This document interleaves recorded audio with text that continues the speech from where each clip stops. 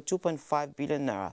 No state so far has received anything less than 1 billion naira.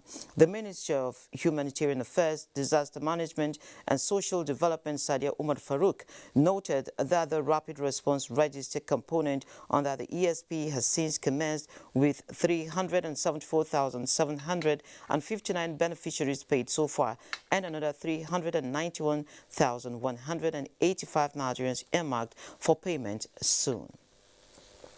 Nigeria and Greece have signed agreements to support economic development to address existing import-export imbalances. This was at a meeting between Nigeria and the Greek Foreign Affairs ministers. A very strong basis to build on this bond between our two countries, to re-dynamize the relationship between our two countries. We consider you as a neighbor, and we consider you as a neighbor because we see the Mediterranean Sea not as a dividing border, but as a connecting bridge.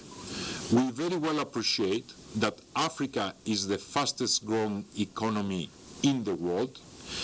Nigeria is the biggest economy in sub-Saharan Africa. You are the biggest country in Africa.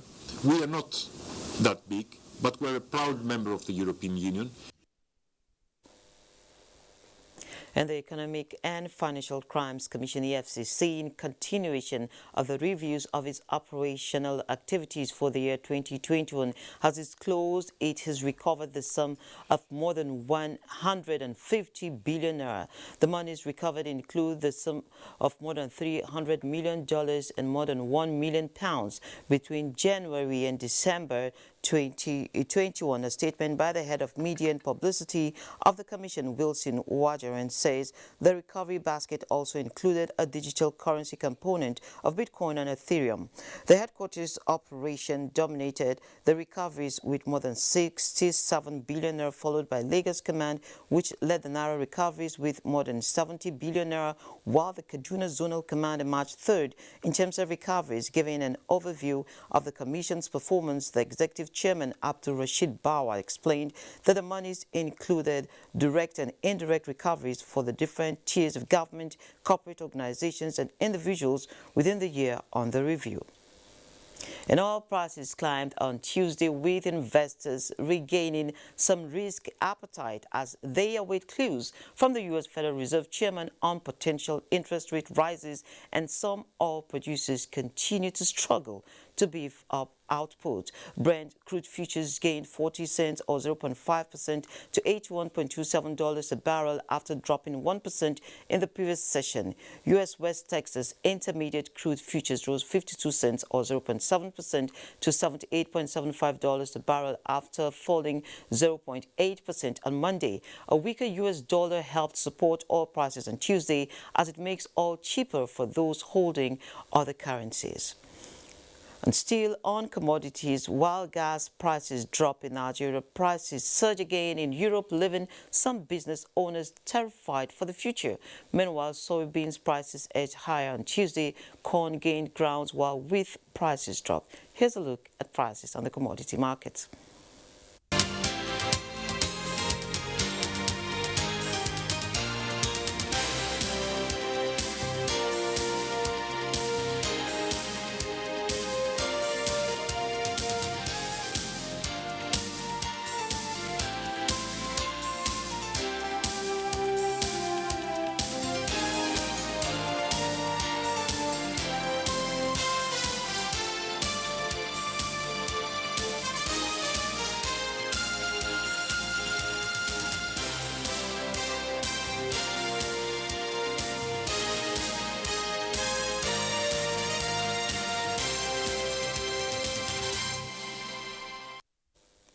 The 2022 federal government budget, titled Economic Growth and Sustainability, was signed into law and presented to the public just last week. The aggregate expenditure is estimated at 17.1 trillion naira, which is 18% higher than the 2021 aggregate expenditure of 14.6 trillion naira. The assumptions for the budget include an oil price benchmark of $62 per barrel at 1.9 million barrels per day in oil production. Our focus this morning on the program is on the oil market, the price assumption vis-a-vis current rising oil prices, and of course the general outlook for the year 2022. Our guest is no other person than Engineer Emmanuel Nwosu. He is the Executive Secretary, Civil Society Engagement Platform. It is so good to have you join us this morning on the program. Thank you. Good morning. And I say welcome back from the holidays. Yes, you too. Okay, great. So perhaps we start by you telling us, give us your take on the performance of the oil market, particularly in Nigeria last year, before we get into this year. Basically, let me speak from the perspective of a non-initiate, an ordinary citizen. Because if we talk about oil in Nigeria, we know we're talking about everything about economy, because we are just dependent on oil.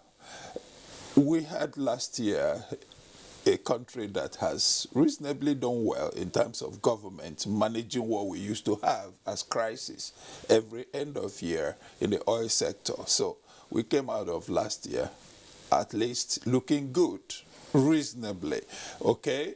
But in general perspective, I think from the indices we have seen or we saw, we look forward to something better. Of course. Because the government has also put up, a law which we call the PIB, that, is now PIA, that has taken care of a couple of issues that bugged our oil sector. So hopefully, moving into the new year with the limited NMPC as a limited liability company now, we should see a better oil sector and a better economy for the country. Okay, so since you've gone to the PIA, perhaps I take my next question from there. How do you see the PIA affecting the performance of the sector this year? What are those critical roles that the ordinary citizen is expected to see? Yeah, basically, if we look at the critical areas of the PIA which should affect positively the sector, the creation of the upstream and downstream commissions, and then the arrangement that will take care of the oil producing communities. I think those are the important areas, because everything that has caused problems in the sector has always been that oil communities are not taken care of. There's a lot of crisis in the production section and sometimes in the distribution. So if we have a good regulation, because the problem is always regulation. It's not about the law. Because, not just in Nigeria, if you look out, you see that all over the globe, most oil-rich countries have not impacted their citizens with the oil wealth because of corruption. So it's good that the PIA has come with these areas that are expected to take good care of the sector if we have good citizens running those commissions. In telecom, we have NCC. We know what we're still suffering in the sector. So it's not just about the law, it is about the implementers of the law. So I'm hopeful that with those commissions, the upstream, downstream, and then the creation of the fund that will take care of the communities, host communities, we'll see a very good upsurge in our income through oil. Okay, so talking about our income now, just last year, the statistics, at least put forward by the government, pointed us to the fact that the non-oil revenue actually exceeded or would I say superseded the oil revenue, and we're already seeing projections that is going to happen this year if everything goes well, right? So, really, how will the oil sector now support the non-oil sector? I don't really believe that we have done well in the non-oil sector. I don't know who is giving us those indices. In terms of the money is coming from there. Yeah, but, politics aside, I believe that we have a long way to go talking about the non-oil sector. Very long way to go. We are still 80 to 90% dependent on oil. That is the truth. So if we really want to do a good job, this is the time to harvest what we have now and use it to develop what we don't have, because we don't have a very vibrant non-oil sector. We don't generate so much. We're talking about income coming from custom, FIRS, and a few others. That is not non-oil sector. We should, apart from agri, understand that the global economy is now resting on technology. We have to develop our technology as income earner, and we have to use the money we're getting from oil now to do that. We have not started. We have not started. It's so unfortunate because most of the people in government don't listen. They don't listen to the civil society. They don't listen to private sector experts. Everybody just does his thing and takes a walk. And we just rigmarole. We'll remain in this roller coaster, not developing our non-oil sector and hoping that, oh, we still have oil reserve, we have gas, and nothing will change. Things are changing, and it will catch us unawares if we don't understand that the whole world is moving green. Very soon, our oil will quite all right be there, but the demand will be too low. People will tell you, well, I don't use petroleum products again, either for my engines or my vehicles, so you can keep it in your country. Before that happens, we need to harvest that huge economy now and move it into technology. We're doing fairly well in agri, but we need to develop technology. Okay, while we develop our technologies, in the oil market, there's been the supply and demand concerns, particularly from unrest in Kazakhstan, and of course, the Libya issue that has refused to go away. Do you see that in any way affecting us here? Basically, anytime, Kazakhstan is one of the world's biggest exporters of oil, producers. If there's crisis there, there's crisis in Libya. Basically, we expect that OPEC must react. And when OPEC reacts, it is to cushion production in it. So countries like Nigeria benefits. So our price will come up and we earn more money.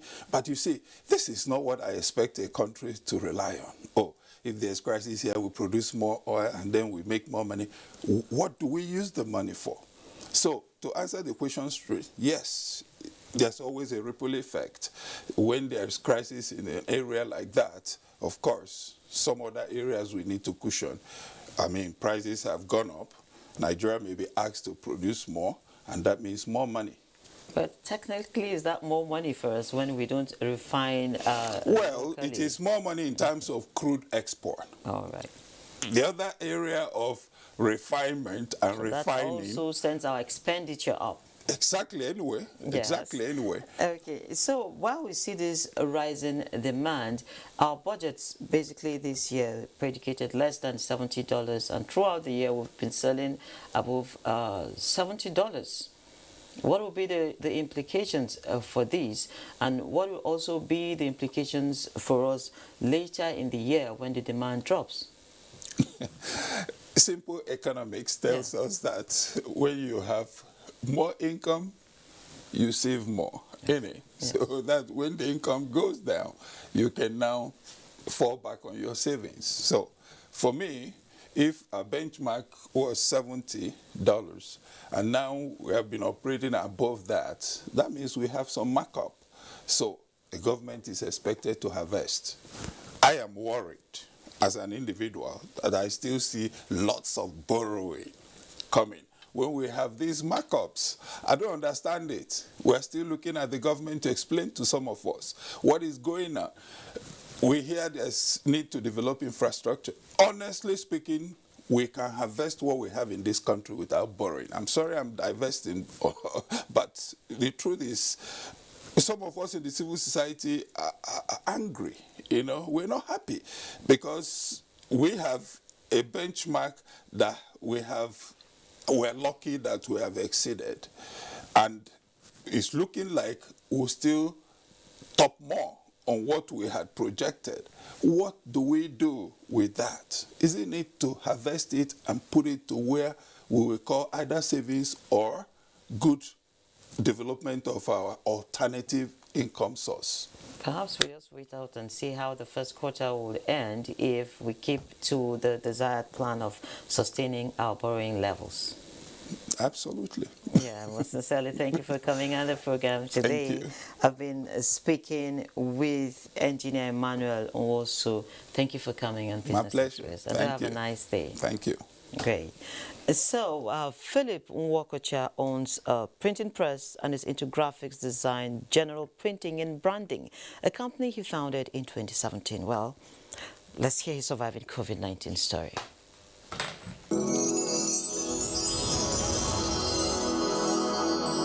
Surviving COVID-19 series is brought to you in partnership with the Central Bank of Nigeria. Business before COVID was a bit fair. Reason being that we had plans and we're hatching the plans as the day unfolds. Do you get? And then we're even having plan for the next month. For example, there was a contract I was supposed to do at that time, and there was this equipment I secured, and that equipment you don't pack it for 2 weeks without operating it. But this equipment was packed for 3 months. I sold it as scrap. When the pandemic came, my business was even shut down for 4 months, because even when the whole stuff was called off, our complex, our working premises was still shut down for a whole month plus. So we stayed home. By the time we resumed, most of our equipment was off. We couldn't make use of most of them. Staff, we were complaining of salaries. Even salary, they wanted upkeep aside salary. Even those who paid, they needed something to keep them going. But and then you are the boss, you need to provide solution. So well, I sat in word, tried to come up with strategies. I went to seek for partnership, I seek for loan, and then even I got to the bank was like, they can't give loan now because of the pandemic. I said, what do? I put call to relations, and everybody have one problem or the other to solve. Everybody. For some persons, what they just needed was to eat. One thing I would say that worked for us is courage. While I was seeking for loan, I also learned about the federal government's intervention loan through the CBN. And they were disbursing that loan through NASA. So I even went for the training. Yes, I went for the training with some colleagues and we did apply. But, for the fact that I didn't get the loan, or I'm yet to get the loan, I wouldn't say the loan is not visible. I believe everybody will contribute to society through solving of one problem or the other. I may not have gotten where I am going right now, but there is an idea I'm trying to build out there when it comes to the printing industry. That is one of my driving force. And then I've chosen this occupation to do it. And it's something I intend to do for the rest of my life. So the passion, the courage, the determination, I've got all of them.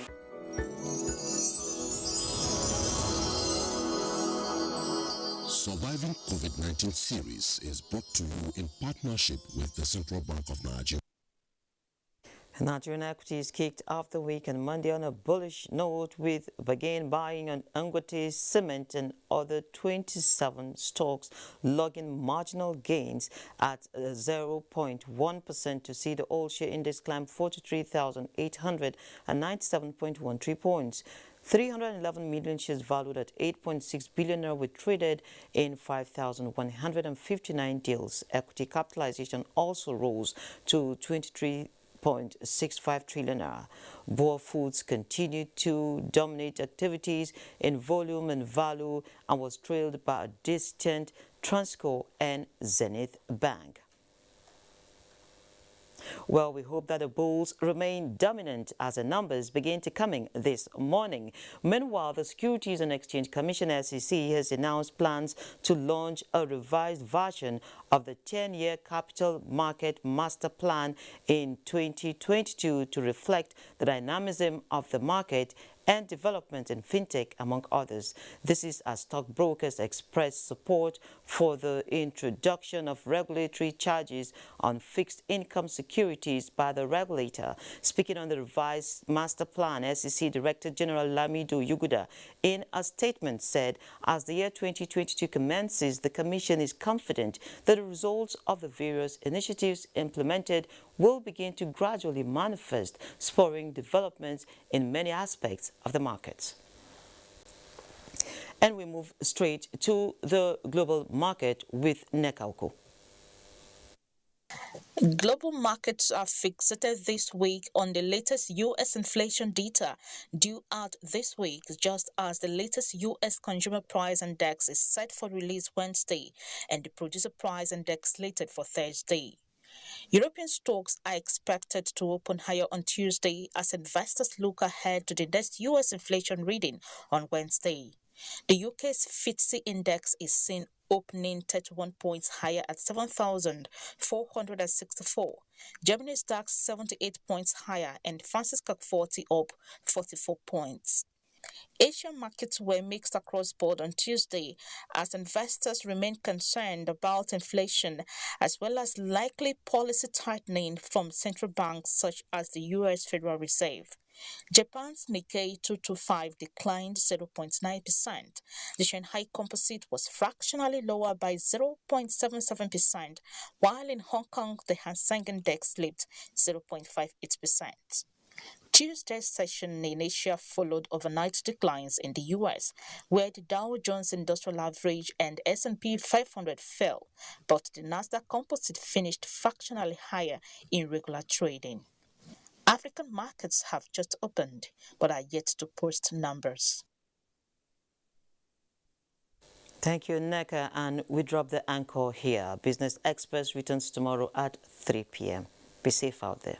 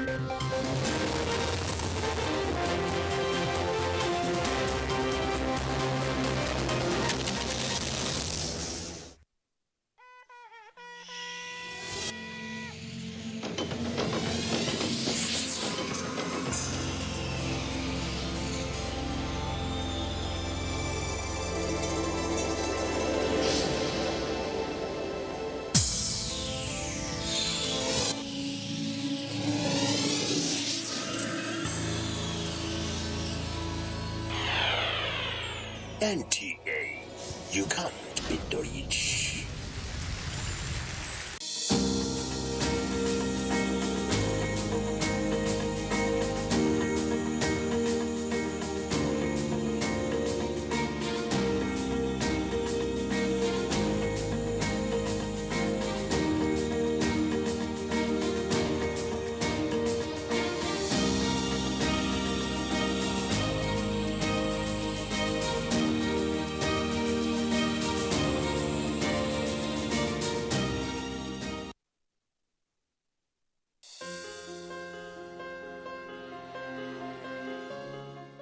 The vaccine offers hope for a safe country free of coronavirus.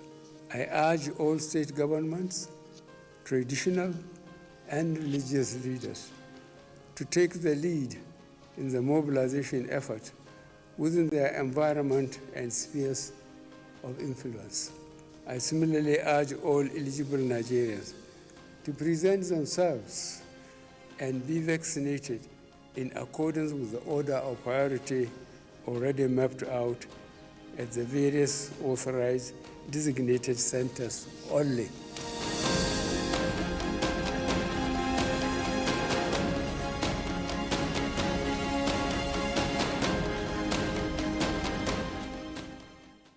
From the heart of the Federal Capital Territory to the ancient city of Kano, From the sprawling rooftops of Ibadan to the bustling markets of Aba and the creeks of the Niger Delta, you really can't beat the reach. Over the years, we have kept going, keeping you informed, educated, and entertained. And how have we survived in the very challenging year? Because of our pillars of support, namely the 3 tiers of government: ministries, departments, and agencies, corporate bodies and advertisers, religious bodies, civil society groups, political parties, and most importantly, you, our esteemed viewers. Together, we made 2021 great. And together, we shall make 2022 greater. Thank you from all of us here at NTA. Your season's greetings and a prosperous new year.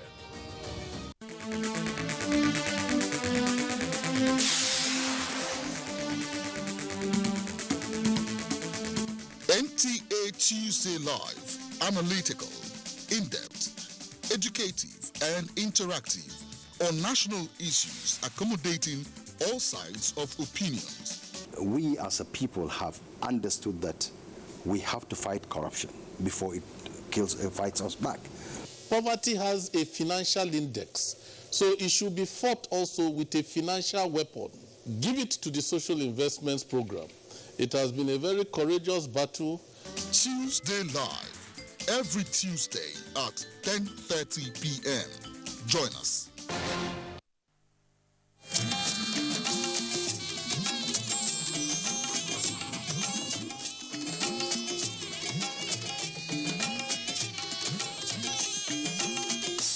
This is the network service of the NTA.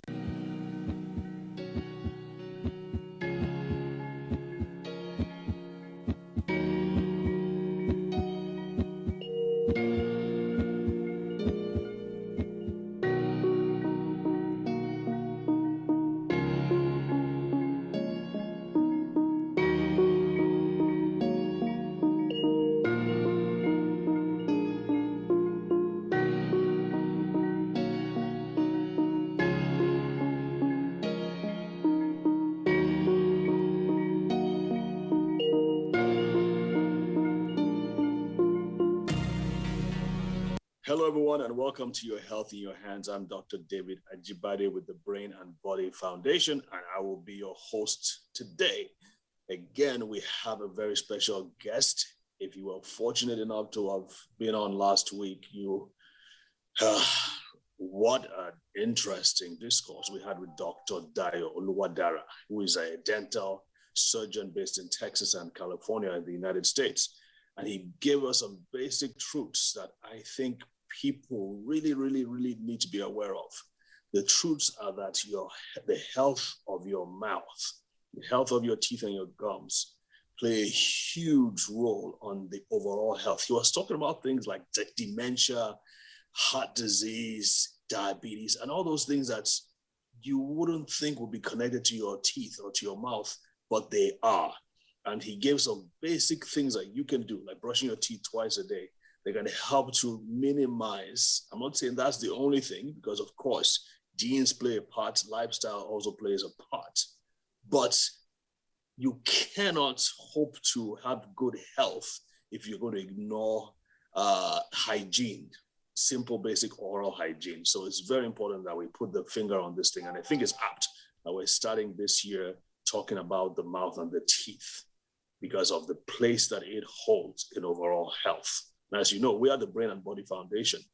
I can tell you this, a lot of things we found out in the last 5 or 6 years of working with children with brain disorders are connected very intimately to the health of the digestive system. And we have found out that once we start paying attention to the digestive system, and of course, the digestive system starts with the mouth. Once we start paying attention to it, we find that it's a lot easier even to address brain disorders. So please, don't ignore this. Don't downrate it. Don't think it's not important. This is very, very, very important. So at this time, I'm going to say, please reach out to your friends and family, relatives, call them, text them, because we're going to go deeper into the importance of dentition, the importance of oral health with regards to the human body. We're going to take a quick break now. Don't go away.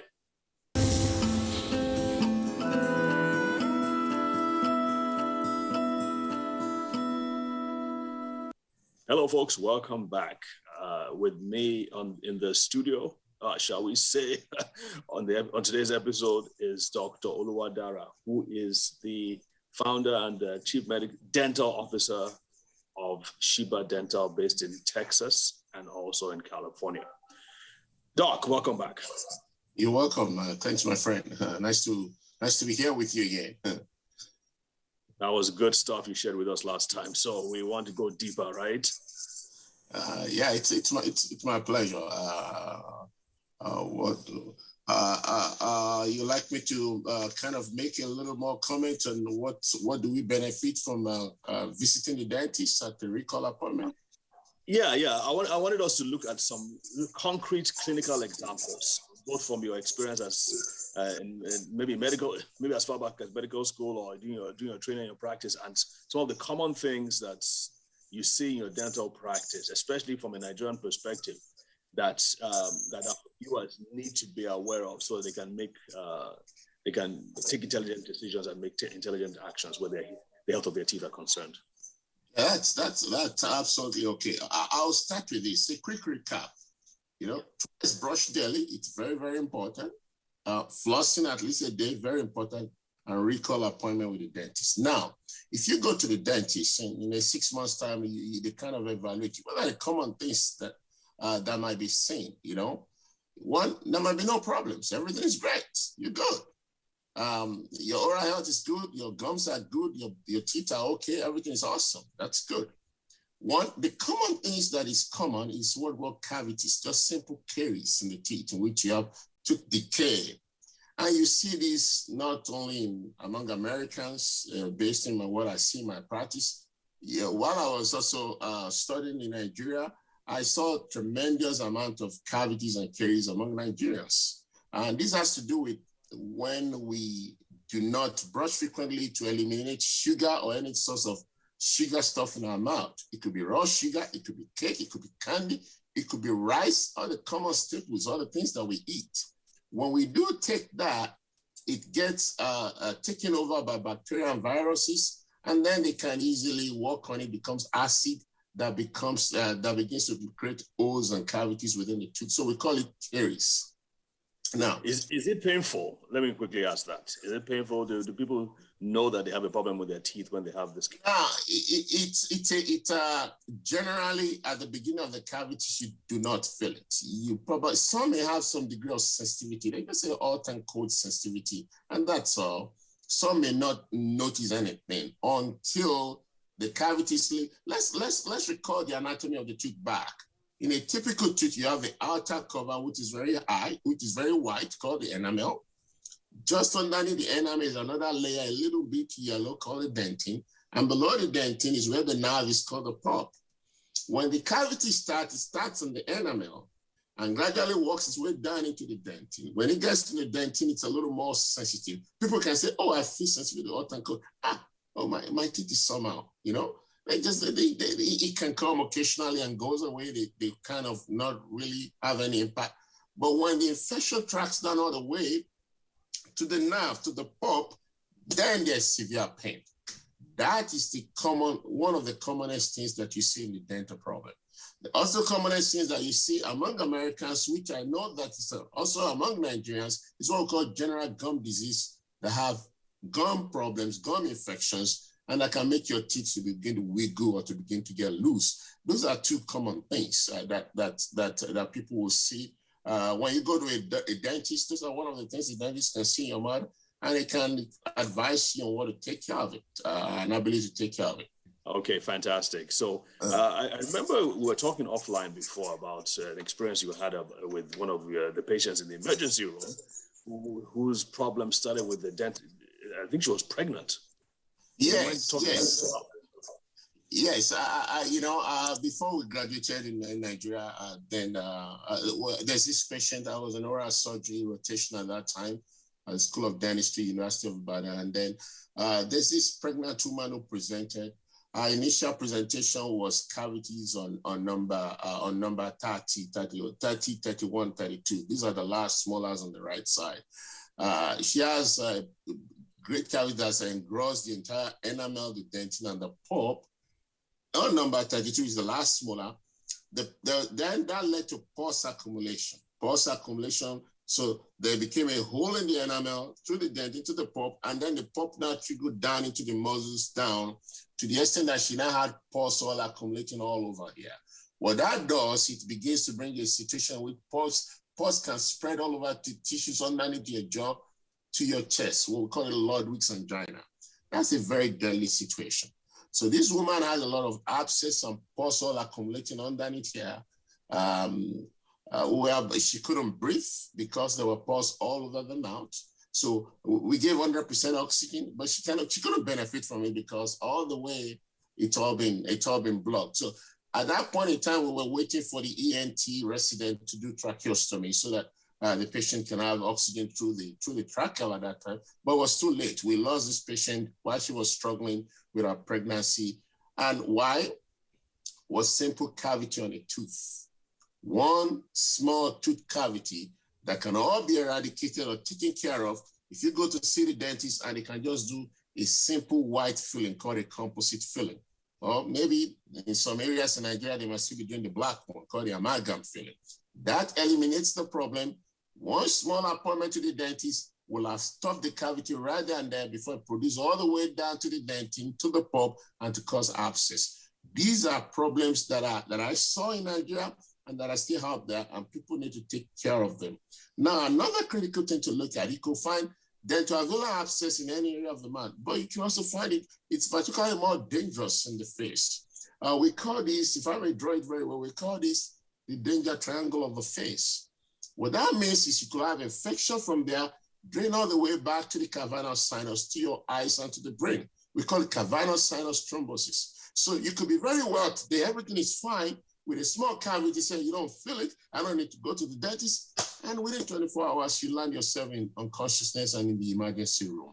These are very deadly situations. I have had instances here in the United States in which just infections of the pulp can be traced back to the brain. In fact, there was one during one of my training sessions. There was a reference to it in which one of the professors did tell us that there was a patient that was just lost due to just infections from just root canal after root canal therapy. So these things look basic, they look small, but they actually has impact that can not only have an oral problem, can cause a systemic problem and even lead to death. That is scary, to say the least. So simple problems with the teeth, you're telling me can lead to damage to the brain? Absolutely, because infections from the pulp canal can go straight to your brain. Such a simple approach, so basic, it almost seems, what's the word, simplistic. And yet it can be so far-reaching, the results. Okay, Doc, we don't want to, I know we still have to talk about some of the advances we're seeing in dental health. So we're going to take a quick short break, and then we will be right back. See you soon.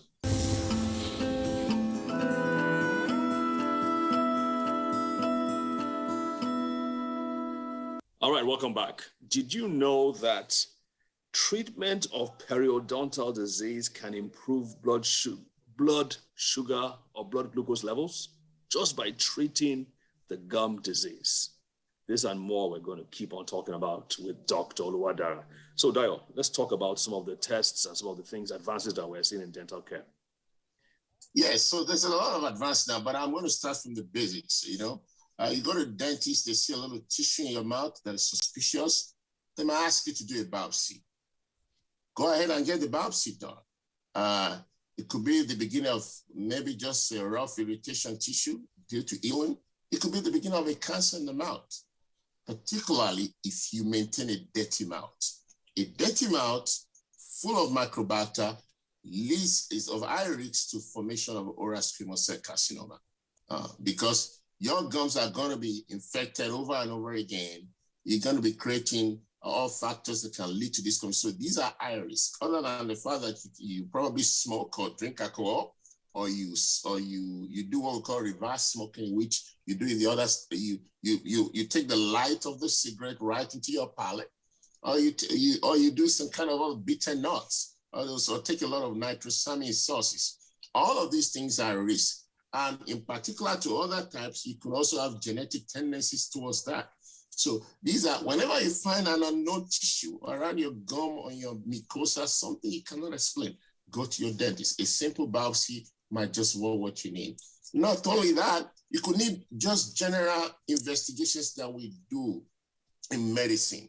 We call it general blood works. I'll give you an example. You could see your gums all grow big. Can you say what's growing? What's the source of all these gums that are growing? We call it hypertrophy. In other words, gums just growing big in your mouth. It could just be a sign of leukemia, which is a blood cancer. So occasionally, some of the time, a very wise dentist could be the one that would detect quickly enough that you're having a leukemia tendency going on in your body. So they can do just basic blood works to be able to see your white blood cells or the necessary culture and to be able to say, oh, this is going off or this is not going off. Or it could be a side effect of just a medication. We have a couple of medications that can make your gum grow, including hypertensive medications. So all of these basic investigations can be requested by your dentist depending on what they see when you go for your recall. If something is off, fix it on time. That is your health in your hands. Oh, it's just my mouth, I don't care about it. No, it is your health in your hands. When it's more off at the beginning, most of the time when it's caught quickly, it can easily be eliminated. And that leads me to one of the advances that's happening right there in the United States. I was fortunate to do my doctoral degree at University of California, Los Angeles. And I had one of the mentors in there. His name is Dr. David Wong. He's a big mover in research. And they started this movement what we call salivary diagnostics. In other words, most of the things we are using our blood to do, we can get to do with our saliva. Now, a lot of advances and research has shown up in that right now in terms of what benefit our saliva can do. So we're getting to a stage right now in which some of these are already showing good results. And some of these down the road in the next 5, 10, 15 years, saliva as a great test comparable to blood is likely to be on the horizon for general healthcare, in which your dentist is not just beyond a drill and fill dentist. It becomes a real source of a tremendous source of diagnostic, really a part of your essential medical care thing. Now, one of the areas in which saliva has been salivary diagnostic has been used is, I did mention, you can detect cancer early by what we call biomarkers, by some material, some liquid DNA, RNA, proteins, metabolites, and stuff that your body produces, and they get distillated within your saliva. So you can look at your saliva as a kind of a great filtrate of your body fluid. Your saliva kind of representing a filtration of your blood, of your entire body system, either in health or in pathology. So a good use of saliva right now is, you can easily make it available. You don't need a prick for it. It's beneficial to the patient. The doctor himself or whoever is your healthcare doesn't run the problem of inoculating themselves when they're trying to draw blood. In the blood, they can make a mistake and inoculate themselves. Saliva is easy. You could easily collect it. It's not, it's accessible. So just like urine, just like taking urine samples, you can exactly. Exactly. So the advances in the saliva diagnostics right now is that they have been able to identify biomarkers in saliva that can let them identify oral cancer, squamous cell carcinoma of the mouth, lung cancer, breast cancer, pancreatic cancer, esophageal cancer. Really? Absolutely. Yeah, and these are right now they're developing several point of care devices in which they can test this saliva to be able to get all these biomarkers. So it has impact now in tremendous area of medicine, infectious disease. You could get viruses, hepatitis A, B, and C, fungal infections through salivary diagnostics. You can get that access. Psychiatry. Now, they'll be able to see that people with anxiety disorders, you'll be able to pick up some of this impact of cortisol and stress hormone within their saliva. What tremendous benefit that is. Endocrinology, general hormone standard within the body. You'll be able to find some of these level changes because of what you can assay out of the saliva to be of tremendous benefit. RENA, you can monitor RENA rates due to creatinine levels within the saliva. So essentially now the saliva is becoming a very great tool to use. Now, I am not privy now to the level of technology we have in the laboratories in Nigeria, but this is something we should be looking forward to. We should be able to adopt this technology into the Nigerian system so that it can help us not only in the management of the oral tissues, but the overall management of the patient. And not only that's not enough, you can also measure and monitor drugs, pharmacotherapy tendencies. You give a patient a medication, you want to see the level within the body, whether the drug is being taken or not. You could assay them by using the saliva to be able to do so. So there's a lot of benefit right now as we move into the future, that a typical dentist goes beyond a drill and fill dentist, just taking your teeth, but becomes an open door to what can benefit an individual generally within your system, or to identify a disease early on time. And that's one of the most important things that is of tremendous importance, that I think our health in our hands becomes something valuable when you go to the dentist. It goes beyond just your mouth. It's actually your brain and your body being working together in that situation. I love the way you are subtly putting in those key words, the brain and the body, your health in your hands. When you're walking it into your presentation, thank you very much for that. Yeah. But it's true. It's absolutely true. I mean, that is fascinating that you can now begin to use saliva to detect everything from cancer to lung disease to kidney disease and all those other things. So for quite a while, as you were talking, I was thinking that, this whole fallacy that we have to have these hard divisions between different specialties and different categories. I think it's hurting us, and more importantly, it's hurting the patients and the clients that we serve. Because I was just thinking about, if the health of the teeth is so important to things like diabetes and cancer and all these things, shouldn't the dentist be a part of the management of a person with diabetes, for instance, or cardiac issues or brain issues?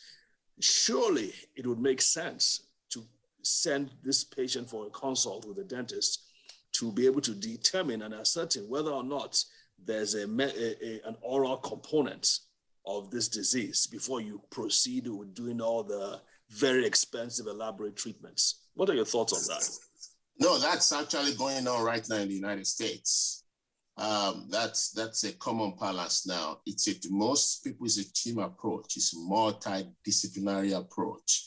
You see the medical doctor send the patients to the dentist and the dentist vice versa. There's just this common plans of all of those things being put together. I'll give an example. I worked on profiling biomarkers in pre-malignant and malignant situations during my PhD dissertation. And what I worked upon in terms of the pre-malignant is what we call oral lichen planus. Oral lichen planus present in the mouth, and you can see it in some other mucosal aspect of the body. You can see it on the skin, you can see it in the vagina, in most of the oral offices. So you see dentists working together with dermatologists. Not only that, we find a lot of autoimmune situations right now that involve the mouth and the skin together. And some of the time, the first spot to first identify most of those instances are within the mouth. So these are vesiculobullous lesions. In other words, you have, let me kind of break it down for layman's understanding. You have a kind of growth, a kind of a fluid circle growth within the tongue. It could be on the tongue, it could be on the mucosa, it could be on the lip, like vesicle forming.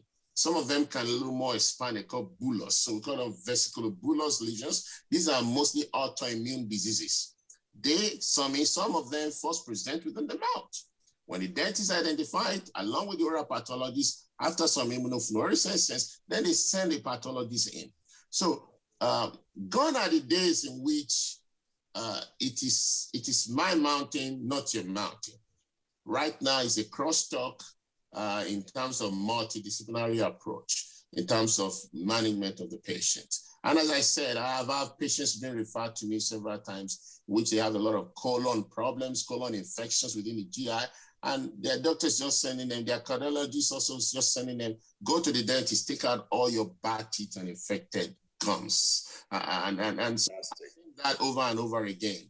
And I hope that that's already existing in Nigeria, and I hope it's a kind of attitude that is encouraged among professionals across the healthcare system within the Nigeria. Awesome. Such fascinating stuff. Thank you again, Dayo, for taking the time to share this information and this wisdom with us. We have come to the end, unfortunately, of this our short episode period. But any final words you want to share with us before we end this? I would like to emphasize again, your health in your hands. You know your body. You see something wrong, say something. Go to your dentist. Take the next step. Every little step matters. And when you nip it in the bud quickly, then it does not progress to more conditions that can affect your life and cause death. Your health in your hands. Truer words have never been spoken. Thank you very much for that. God bless you, sir. Have a great 2022, and hopefully we'll have you back on the show several more times. God bless you, Dayo, and again, congratulations on the award. Yes. All right, folks, that's it. I hope you enjoyed that episode. Please call your family, call your friends. The videos are available free of charge on our website, brainandbodyfoundation.org, and on the NTA YouTube site, NTA YouTube.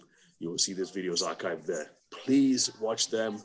Please share them with your friends and family. This is very important. It could save lives.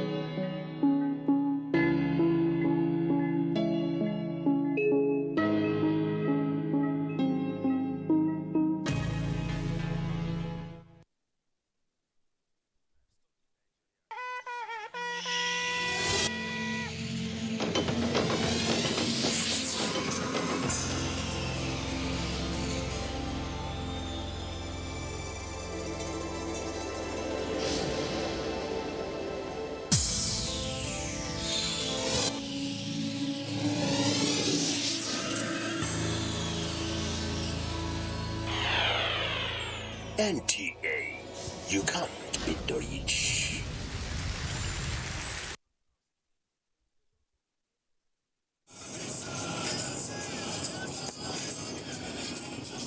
There's just something about speed and simplicity, but that speed and simplicity can be deceiving when you get behind the wheel. 30-year-old Emily sent this text message to her husband: "I love you and I'll try to make you happy." Moments later, Emily was killed when her car slammed into the back of a tractor trailer. 18-year-old Midi was also texting when his car slammed into the back of a truck at 80 miles per hour. His final text was, "Driving and Facebooking is not safe. Ha ha." You probably think that this thing can happen to you. You are not alone. 55% of young adult drivers say that it is easy to text and drive. 3/4 of the same young adults feel that they are really good texting behind the wheels. Reality is, they are all delusional. That quick look at your phone takes longer than you think. 5 seconds are really long. Imagine you're driving on the road and someone suddenly covers your face for 5 quick seconds, like this. You will probably feel very lucky if you didn't crash. But you chose to take your sight off the road just like that anytime you're sending or reading a text. Texting and driving is fast becoming the leading cause of teens' death on the road world over, surpassing even drinking and driving. But if you think dying in a car crash is the worst thing that happened to you, I tell you it is not. You can survive after you've killed someone else. Imagine spending the rest of your life knowing you killed someone just because of a text message. Now imagine going to jail just because of text message. Still think it will never happen to you? Still think you're the special one? There are so many that have been found guilty of texting while driving. But you can make a difference, just like so many young people have vowed not to text and drive. Leave your cell phone alone while driving. If you must send a text message, pull off the road into a parking lot or anywhere that is safe. No text is so important that it should cost your life or the life of someone else. You are not different. You are not special. You're just another accident waiting to happen if you do not desist from texting and driving. So, don't text and drive.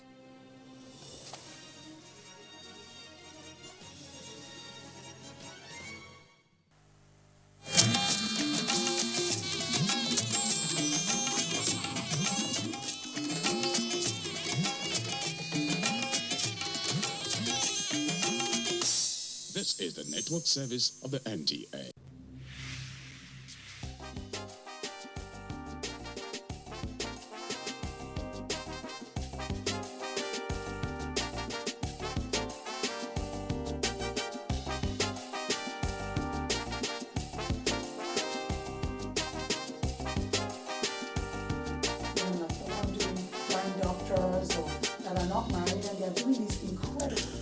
Well, there's a mirage of things. I think, first of all, we have to go back to writer.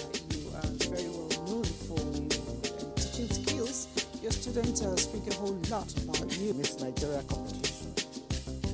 I said, let's pick them up, let's take them back to Nigeria, and let's teach them a different kind of job.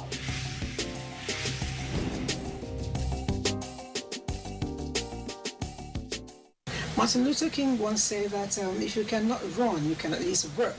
If you cannot walk, you can at least crawl. But whatever it is, do not be stagnant. And my guest today completely represents that theory of being practical no matter the circumstance you may find yourself. Hurdles for her is simply a stepping stone to success. Who is my guest? Who is this personality? I will be introducing her shortly. Let me quickly go on the break now. They took my money. I paid every fees. I never asked to be hoisted as a governor. I wanted to be allowed to go out there and contest for the position of governorship candidate first. There's nothing greater than looking back and seeing that while you were aspiring, you were able to inspire others. Empower to women. Yes. We need to have more women, more multitaskers around Nigeria to get Nigeria working. Definitely.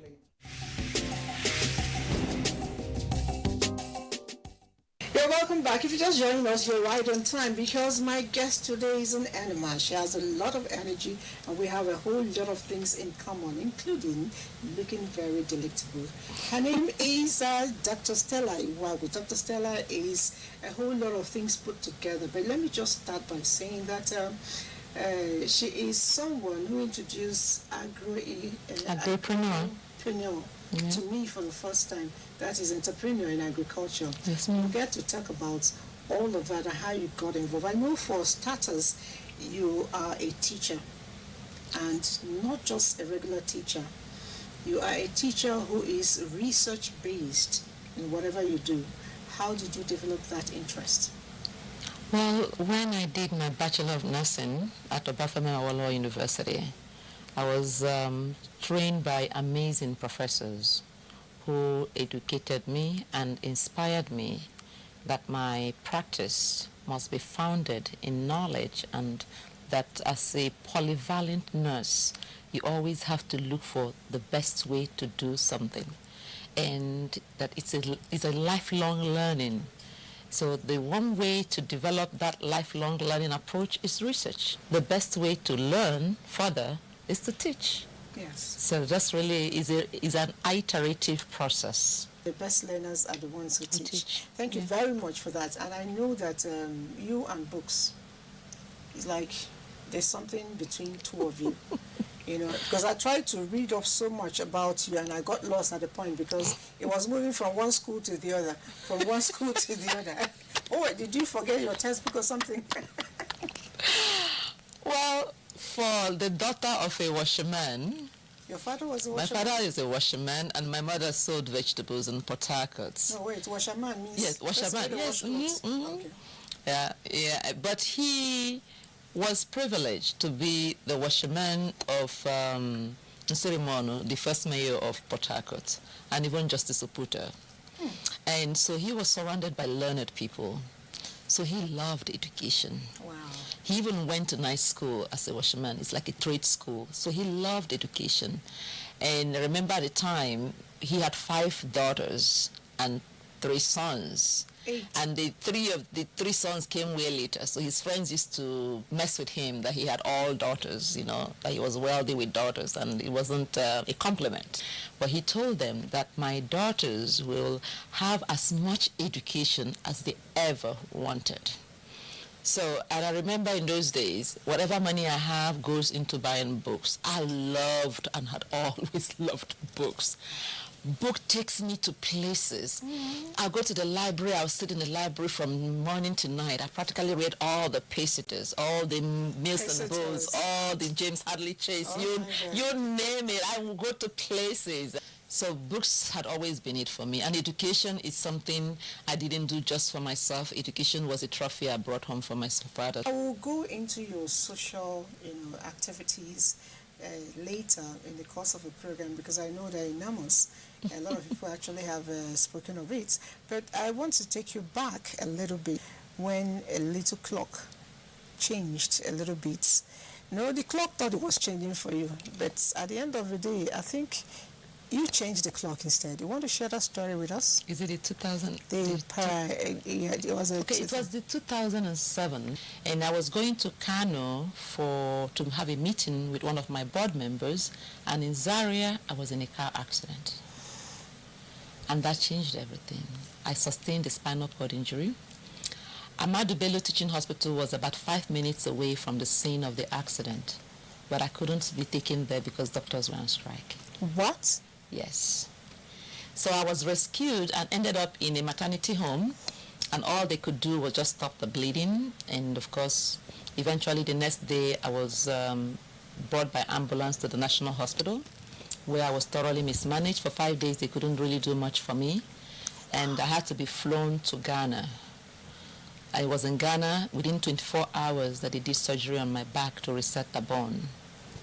Yes, and that was when... Probably if you were better handled at the earlier stage, I would still be walking in my high heels. Wow. Yeah. But I became paraplegic. I couldn't walk. I was wheelchair bound for over 7 years. So from Ghana, I was returned back to the US, where I had to undergo intense physical therapy. And to the glory of God, when you sow in people's life, when you're in a hole, the heavens will open and angels will come and sow in your life. So Nigerians, Americans, people I don't know, everybody sowed in my life. How they found an aeroplane to fly me to Ghana. Of course, my parents couldn't even afford that. So I am living at the mercy of other angels. And even the surgery that was done in Ghana, angels paid for it. And when one of my friends paid $14,000 to fly me first class with a nurse to the US. And by the time I got to US, how they rearranged and got me into St. Louis Rehab Institute. It was the same place that Superman, Christopher Reeves, was rehabilitated. So I had the best of the best, the most state-of-the-art rehabilitation opportunity. Because even the doctor that did my surgery, Dr. Abuachi, It's first-class international award-winning surgeon, and also benefited from telemedicine. He was in New York directing my surgery in Ghana. You know? Wow. So today, I really am alive as a result of technology. Interesting, interesting. Now, it happened, without telling people your story, looking at you, your kind of energy and everything you do, one gets amazed. A lot of people will give up.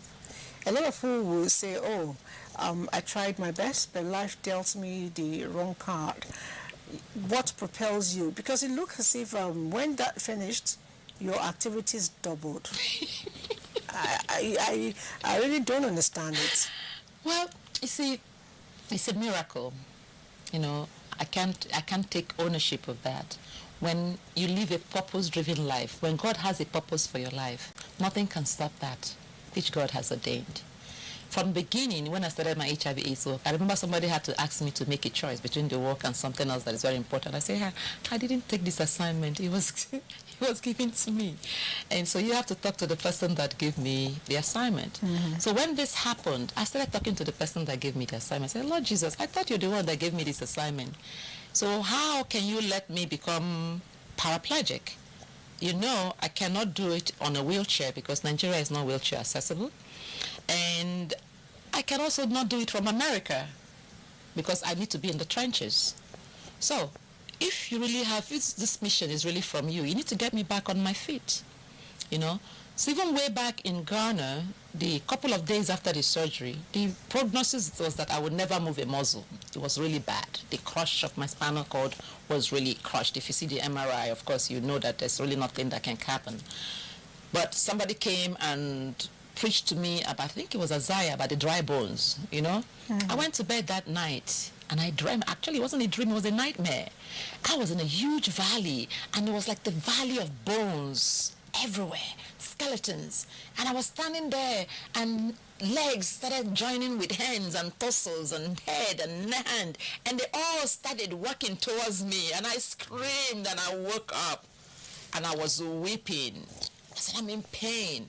And the nurses called the doctors. Pain, where? I said, my back is burning. I'm in pain. I was crying. They called the doctors and they were like, all looking at themselves. Pain? Okay. The pinprick. Can you feel this? I said, ouch, I can. They all started clapping and started... That's the first time you felt pain after a long time. Yeah. Wow. And I was not supposed to feel anything. That was my miracle. But it's a double-edged sword. The pain has never left me since then. I have what they call neurogenic pain, for which I've had surgery. I have stimulators in my back. I have batteries that power the stimulators. So I have a baclofen pump that powers the spasms. So that's really a child of technology, almost like a bionic woman to be able to survive. I have to go to America every 6 months to refill my battery. The battery and the pump, because there's no facility to do that here. You talk, I look at my skin and I see a lot of goosebumps because you go through a lot. You went through a lot. But I still see a very strong spirit. You are not just doing a social thing, which I intend to still look at. You've actually gone to an extreme kind of career. That's the agriculture. You're doing 100% organic farming. Share the motivation and how it works for me. Well, is it to whom much is given, much is expected? For me, that I was not supposed to lift anything, touch anything, crawl, it's a blessing that I could move a muscle. My mother always took us home, so my grandmother gardened. When I did primary 6 in the village, I was with my grandmother, so gardening was second nature. In America, in my house in America, I grew my own food.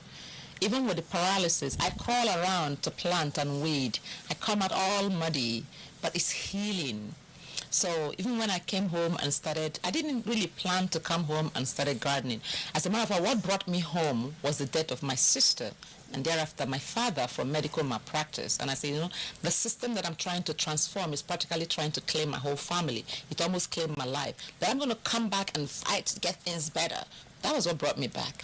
So when I came back and started doing a lot of work around it and human rights and patient right issues, but eventually I realized that the health system, I had focused so much on the health system, ignoring the determinants of health, that one of the major determinants of health is what you eat. And I realized that as Nigerians, we're not eating well. Even what we eat is laden with chemicals. You see people carrying knapsack everywhere, weed killers, pesticides, fertilizers, unregulated, and all of this is running into the waters, running into the food. You find out that you buy vegetable within a day, it's already rotten because it doesn't have great quality. Yes, because it's over chemicalized. So I started growing. I didn't start a farm. I started my backyard garden, growing what I eat. I was on 21 different medicines 3 times a day because practically every organ in my body had medicines and a doctor. And it was the things that I was eating. And gradually, I was about 250 pounds. I was losing weight. Yeah, I'm about 169 now from 250. It happened over a course of 5 years. But my health was getting better every day. The art of waking up in the morning to garden was a physical activity that is, you cannot quantify it. You can do all the therapy in a gym. It's never the equivalent.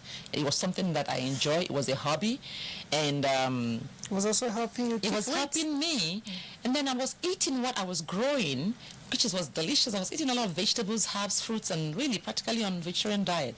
And I was growing my own chicken, growing my rabbits, eating my snail, and just one thing led to the other, and everybody loved it. I said, okay, why don't we turn it into a business? Because I saw that it was working for me.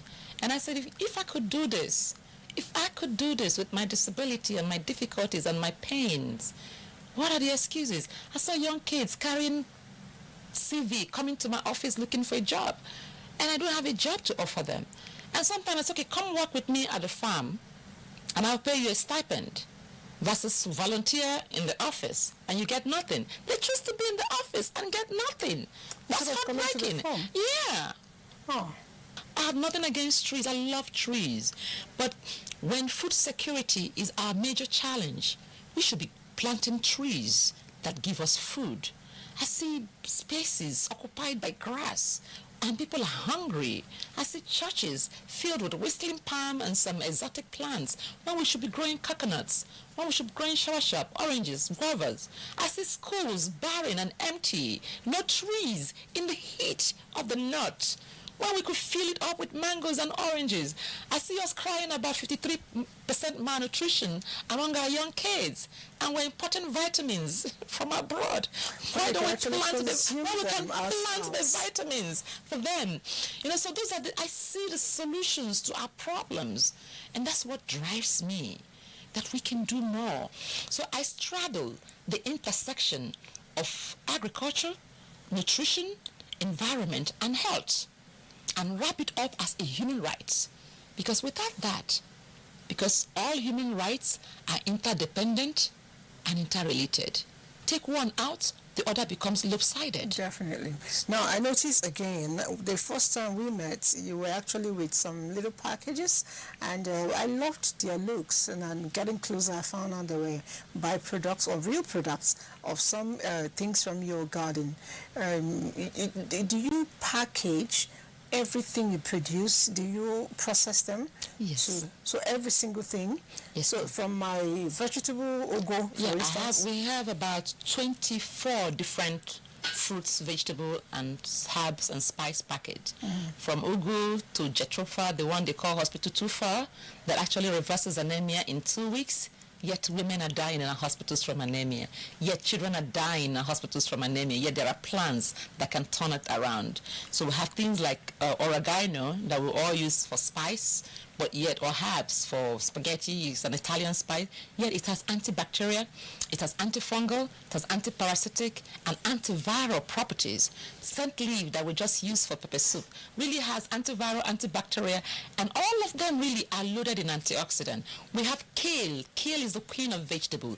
We have turmeric. Turmeric is so loaded with with antioxidants that helps with cancer reduction. Turmeric, it has anti-inflammatory properties, helps with pain reduction, helps reducing cholesterol. Ginger, that is amazing for inflammation and pain reduction. Lemongrass, the smell of lemongrass wakes you up. Yes. Mint, we all rush into the pharmacist to look for peppermint, yet you can grow mint in your garden. And put a little bit of mint and lemongrass in the water, boil it, I'm ready. And you're in heaven. Yeah. Women, particularly women, you know, especially as we begin to age, we have things like alpha, that as our estrogen level begins to wane, we need something to boost. What better than phytoestrogen?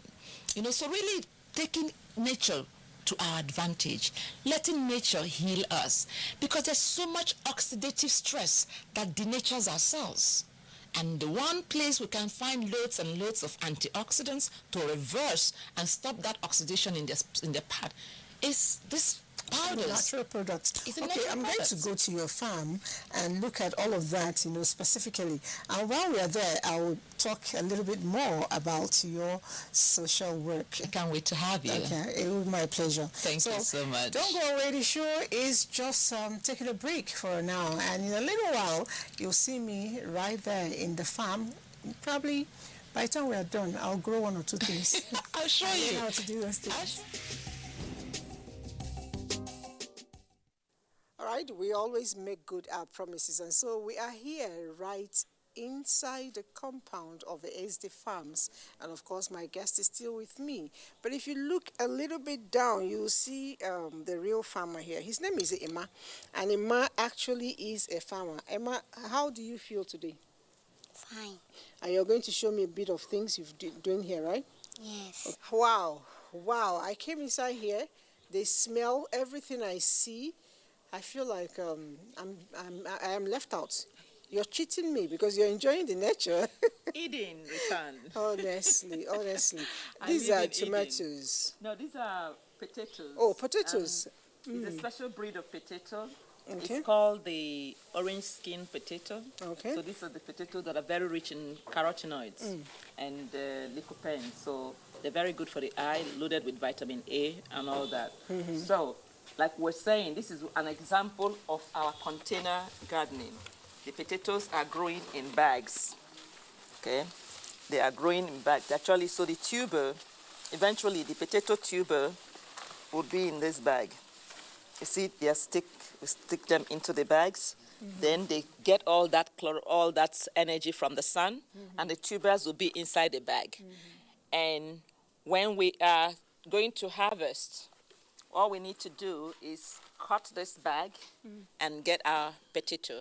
Oh, really? So the advantage of this, you don't need to weed.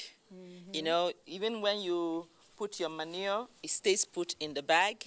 You know, so it's really a way, it saves a lot of space. It's not washed away by the rain. So this is an effective container gardening. And this is what we're looking at, you know, even when you have limited space or when your ground is cemented like ours is in this section, you can still grow things in containers. Let's move around a little bit and I get to enjoy the farm. And I'm so particularly happy that my little friend here will be doing this tour with me. Emma, let's go. Okay. All right? So let's So go you do this your angle. physiotherapy Why you at at the farm, yes. Each time I bend down, it's a squat. Put them to use. Okay, beautiful. I want to introduce you to a very amazing plant. So again, these are dwarf pawpaws. Okay, dwarf pawpaw seedlings. So they start fruiting when they are very short, and it's a short lifespan, sometimes just about 6 months. They're already fruiting, so you don't have that huge one. This is another amazing plant here. This one it's called that's the star. Jatropha. Jatropha. The edible jatropha, the hospital tufa that they call it. And one of the reasons they call it hospital tufa is because it can reverse anemia within 2 weeks. So when women have anemia, they don't want to go to the hospital. They would rather just treat it at home. I see my mint. popular mint leaf, yes. Again, those are mints. You don't have to... This is a flower, right? That's a flower. Okay. So these are mints. So you can have your herbs in pots. That's lemongrass, all growing in pots. Aloe vera in pots. We have scent leaf also growing in pots, so you could actually surround your house. And these are great insect repellents.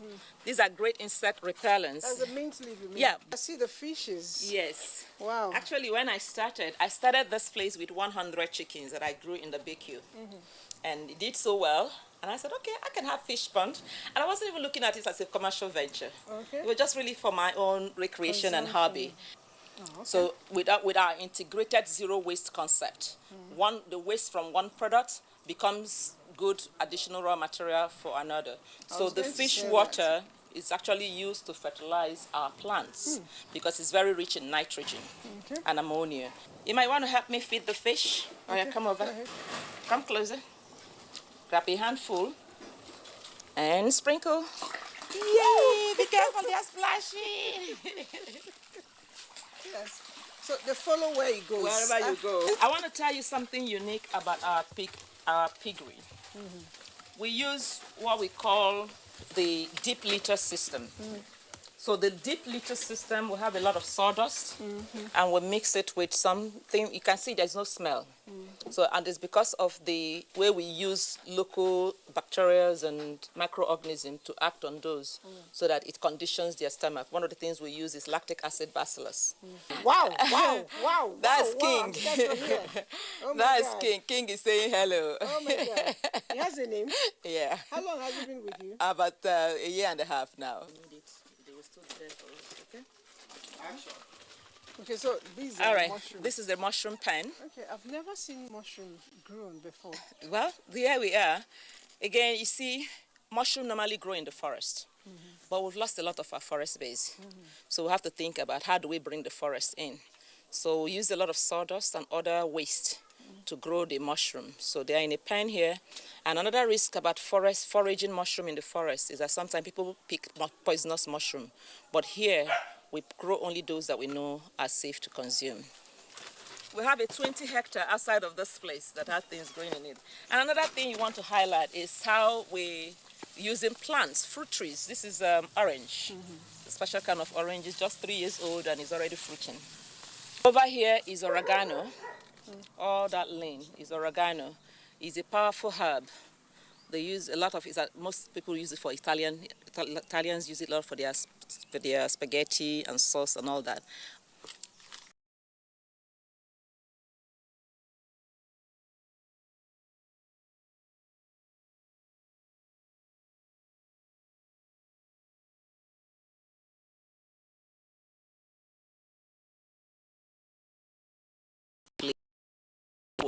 Used for hostel. So while we're waiting for that the funding, so we're still putting that space into good use. We have things growing there too. In pots. All right. It's so amazing, amazing, amazing. I have learned a whole lot, and basically, very importantly, I have learned that every single space is important, and that agriculture doesn't necessarily need to be dirty. As you can see, she doesn't look it. Right, Put your gloves on and do the job. and get your hands dirty. All right, so and we're peel it out. Your nails are still beautiful. Thank you. All right, we'll see you again. The show has been The Woman, and today has been an amazing one for me. Be good citizens, and whatever you can do, no excuse. Food is scarce, yes, but you can create food. My name is Elizabeth. Stay.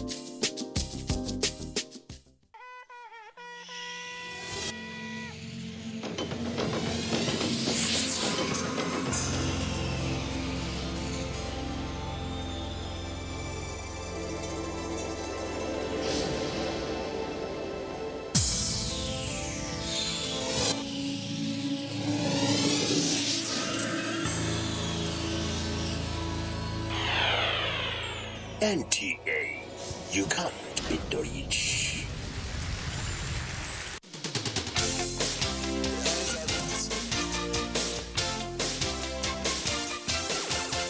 NTA Parliament is a dedicated 24-hour channel that broadcasts the activities of the Nigerian Senate, Federal House of Representatives, and all the 36 state houses of assembly. NTA Parliament, strengthening Nigeria's democracy.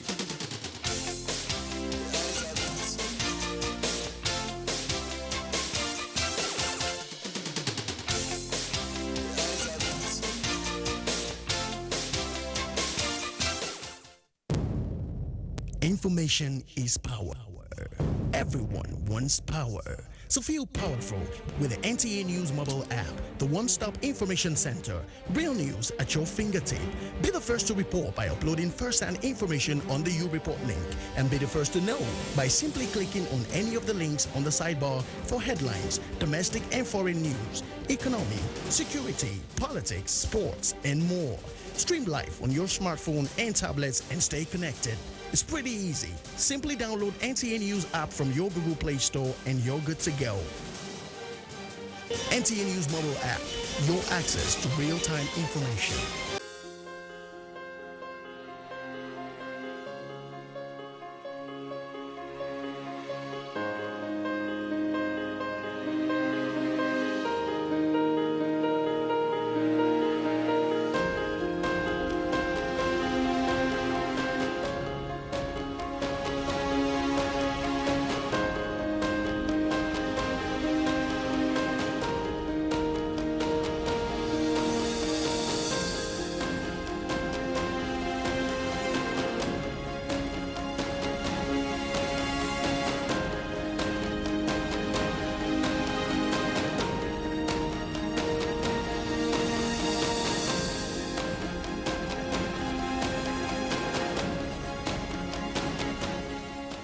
This vaccine is safe, and it has been certified safe and usable by NAFTA.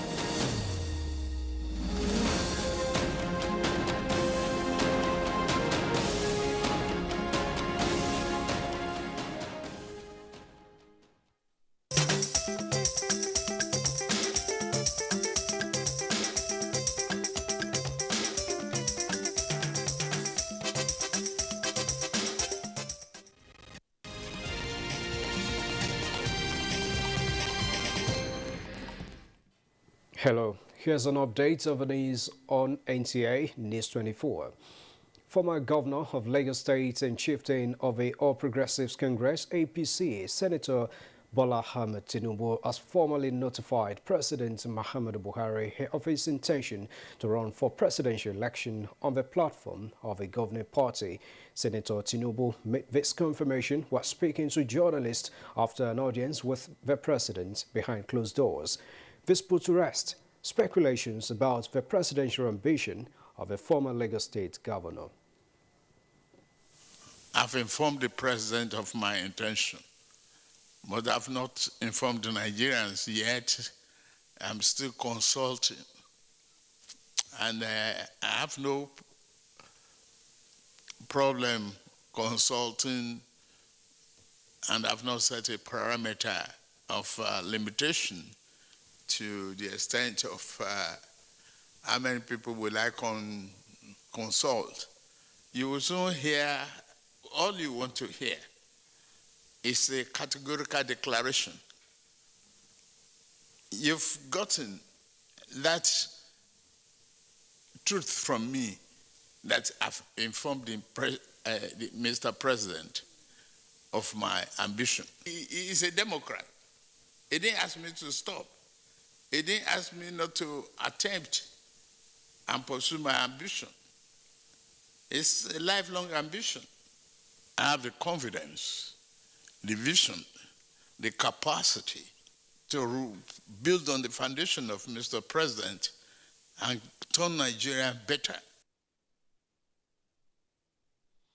State House correspondent Adam Osembo reported that during the engagement that lasted about 14 minutes, the President and Senator Tinubu discussed issues relating to the state of the nation and the way forward. The United Nations Secretary General Antonio Guterres has officially announced that Amina Mohammed of Nigeria will continue in her role as Deputy Secretary General of the World Body during his second term.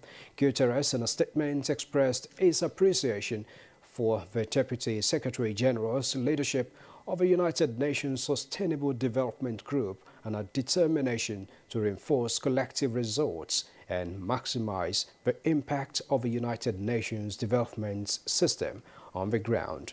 He also recognized her contribution in the robust response to the socio-economic effect of COVID-19 crisis. He said her role was instrumental in keeping the Sustainable Development Goals alive at the country level, the Paris Agreement on climate change, despite significant headwinds. Prior to her first assuming her role as Deputy Secretary General in January 2017, Amina Mohammed served as Minister of Environment of Nigeria and a Special Advisor to Secretary General Ban Ki-moon on post-2015 development planning.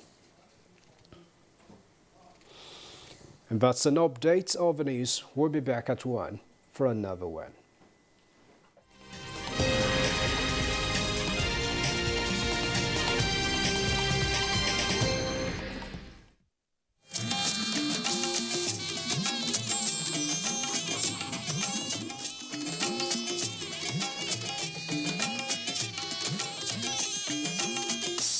This is the network service of the NTA.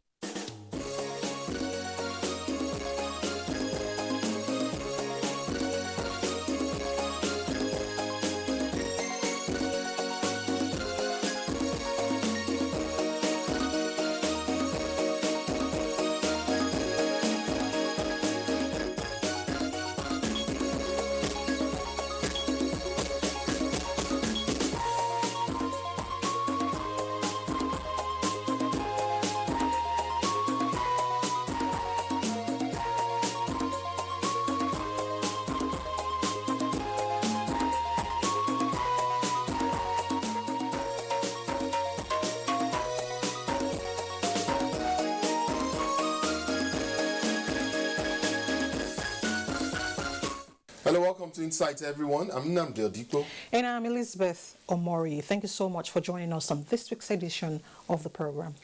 As we continue to celebrate the joy of the new year, Nigerians are yet again reminded to be cautious as most people currently battle to balance early expectations for 2022 against the presence of a threatening Omicron variant of the COVID-19. My conversation on the subject matter promises to be truly insightful. Elizabeth? We will also be taking a look at sports developments in Nigeria and efforts at harnessing young talents for the sector. Very well. That also promises to be quite interesting. Let's begin.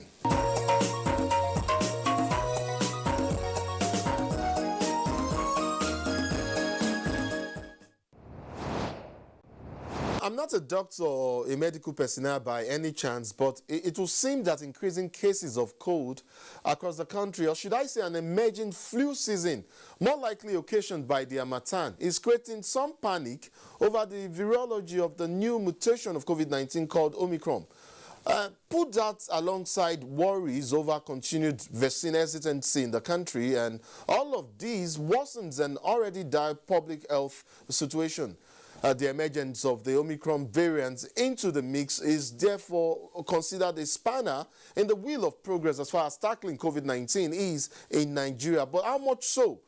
To clarify these issues, I am joined by Dr. Thairu Yunusa. Dr. Yunusa is the COVID-19 team leader at the University of Abuja Teaching Hospital, I beg your pardon, Gwagwalada here in Abuja. Welcome to the program, Doc. Thank you very much. It's nice being with you to discuss this once more. Wonderful. Just for context, Doc, should we be worried over a variant like the Omicron and the clinical severity when we consider the fact that we were able to somewhat manage the original variant of COVID-19 between 2020 and now, which presented far more severe symptoms, I dare say? Well, thank you very much. I think it's, first of all, to thank you all for still on this discussing the pandemic as it is, you know, and putting in the front burner. I would say that my answer will be in a two form. The first one is to look at the positive and also to look at what we call the alarming side of it. In terms of positive, I would say that we've been able to survive and also to actually break the jinx of what has been predicted of what will have happened if COVID-19 gets to Africa. And that was late 2019 up to early 2020. But we went above that and then we survived all those parts and the rest, putting up the health system. Even those health systems that are well developed in the world were overwhelmed. But we were able to weather the storm. On the alarming side is the fact that we have what we call the concept of climate change coming into the concept of COVID-19 pandemic. This is one of the first time we're having a pandemic coming in when there is what we call climate change occurring. This is when we now have a lot of the weather changing, a lot of things coming in, and a lot of dust coming in. So that is what keeps me on the alarming side. And this is something that should keep us worried, because if we are worried about something, it means that appropriate action can be taken, and definitely seems will not be above what the capacity of what we will be able to take. And this is something that we should all work together towards. So I am in part disturbed, but at the same time, I know that we will overcome as usual. Doc, you've brought in the elements of the climate change, and in my introduction, you would recall that I made mention of an emerging flu season. I mean, you've been in the country for a bit. None of us have been able to travel as extensively as we did prior 2020 when COVID-19 hit us. And so I want to believe you're aware of the situation in parts of the country, largely and significantly across the country. When I mentioned the cold, emerging flu season here in Nigeria, lots of people are reported to be coming down with cold, coughing, catarrh, sneezing, and all of that. How does that exacerbate the situation? Thank you. When we look at the clinical signs and symptoms presented by COVID, it is obviously very similar to what we have about tropical infectious diseases, notably malaria, notably we talk about typhoid fever, we talk about some other things that are such as common cold and all those catarrh and all those stuff. They present the same clinical signs and symptoms as what we have in COVID-19, being Omicron, being Delta, being any one of them. But when we now look at the element that what are those factors that can actually aggravate and also precipitate, what we call them precipitating factors. These precipitating factors are well endowed within the element of what we call the climate, and then what we call the element of changing in weather. Now, when we have dust, haze, and we have all those things, it tends to dry up the mucosas. And once it dries up the mucosa, what we call the oronasopharyngeal area, and that gives a lot of room for microorganisms, in that case, to go and seed themselves and then penetrate into those. And sometimes when you have this dryness of the mucosa, oronasopharyngeal area, you have breakages and some what we call discontinuation of the mucosa lining. And that gives what we call an area for this to take place. For instance, when you have a vent on the wall, on the block, brick wall, what do you expect? Lizard, we going into that. When we go into the microbiology level, we will know that when there are cracks within those mucosas, those organisms can actually stay in there, go in there, establish themselves, and create what we call some of those symptoms that we all say that you have described, catarrh, cough, and the rest. This also gives the possibility for them to also be transmitted. When somebody sneezes, it sneezes out some of these viruses and the rest. It coughs out some of those viruses. And these viruses, because of the weather again, they are able to stay for a longer period of time in the air, meaning that easy transmissibility. So for this case, when we have the associated precipitating factor of the weather, this actually helps in transmissibility and also for establishment of infection leading to establishment of clinical signs and symptoms that you have described, sir. Dr. Yenisa, in essence, what this means or could mean is that if I have had cough for some days, for instance, it's most likely or it's proper or I'm encouraged to go to carry out COVID-19 test, at least to know my status, to know if I'm actually down with COVID-19, and in that, of course, and then seek treatment if that's the case. Fantastic.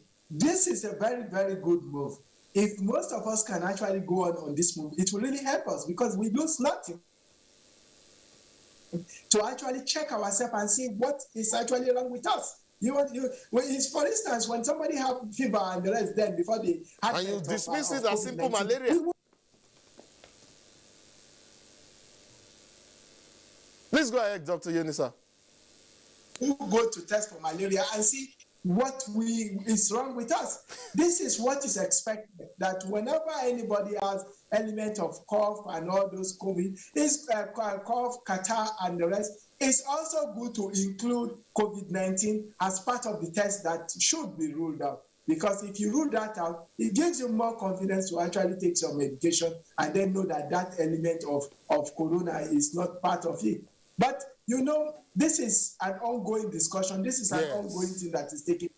More medical practice and more medical tools are being coming in. That's why I, for one, actually advocate the emergence and also for distribution of what we call rapid diagnostic serological antigen lateral flow test. Okay. If this can be made available worldwide, in most communities, and everybody could have this test being done at home, which is a 7 minutes to 10 minutes test, that can actually help us to reduce this, most especially when we have already gotten into the community. Because it's expensive to do a PCR test, it is expensive to move this PCR equipment from community to community. It seems that one of the best tools that we have is to use what we call the screening test. The screening test using what we call the antigen lateral testing kits. I do agree with you. And I think that will help us a lot, because now we also talk about element of you doing what we call self-test for malaria. Yes. It seems that we can also do a self-test for COVID-19, and that will actually help. For anybody that actually have a positive test should go further to go and do the PCR test in those NCDC accredited laboratory for tests to be done, so that they should confirm if it is COVID, and then appropriate treatment should be taken. But as I've said, and I will always say, the clinical signs and symptoms of COVID-19 is so similar to what we have in malaria, so similar to what we have in typhoid, so similar in what we have catarrh, cough, and the rest. Respiratory viruses and respiratory bacterial infection are so similar, and we need to actually do a lot for ourselves if we actually go to screening and do a lot of screening tests, which I think that is the way to go. Screening test is one of the best ability to rule out a lot of what we call diverse infectious disease. And I think it's the high time for us to actually introduce this in the amendment of getting rid of this SARS-CoV-2, which causes corona, which causes the pandemic. Dr. Yunisa, I hear you loud and clear. I mean, it may sound scary to some people or persons, but I tell you what you've said is very, very important. I mean, it makes logical sense for someone who's already tested positive to malaria to go test for COVID-19. But just so, forgive me, but I'll take you back to the issue of let me just take you up on the issue of vaccination now, but specifically how vaccines work. So I know that vaccines, they train our immune systems to create proteins that fight, that fight disease. These proteins are known as antibodies.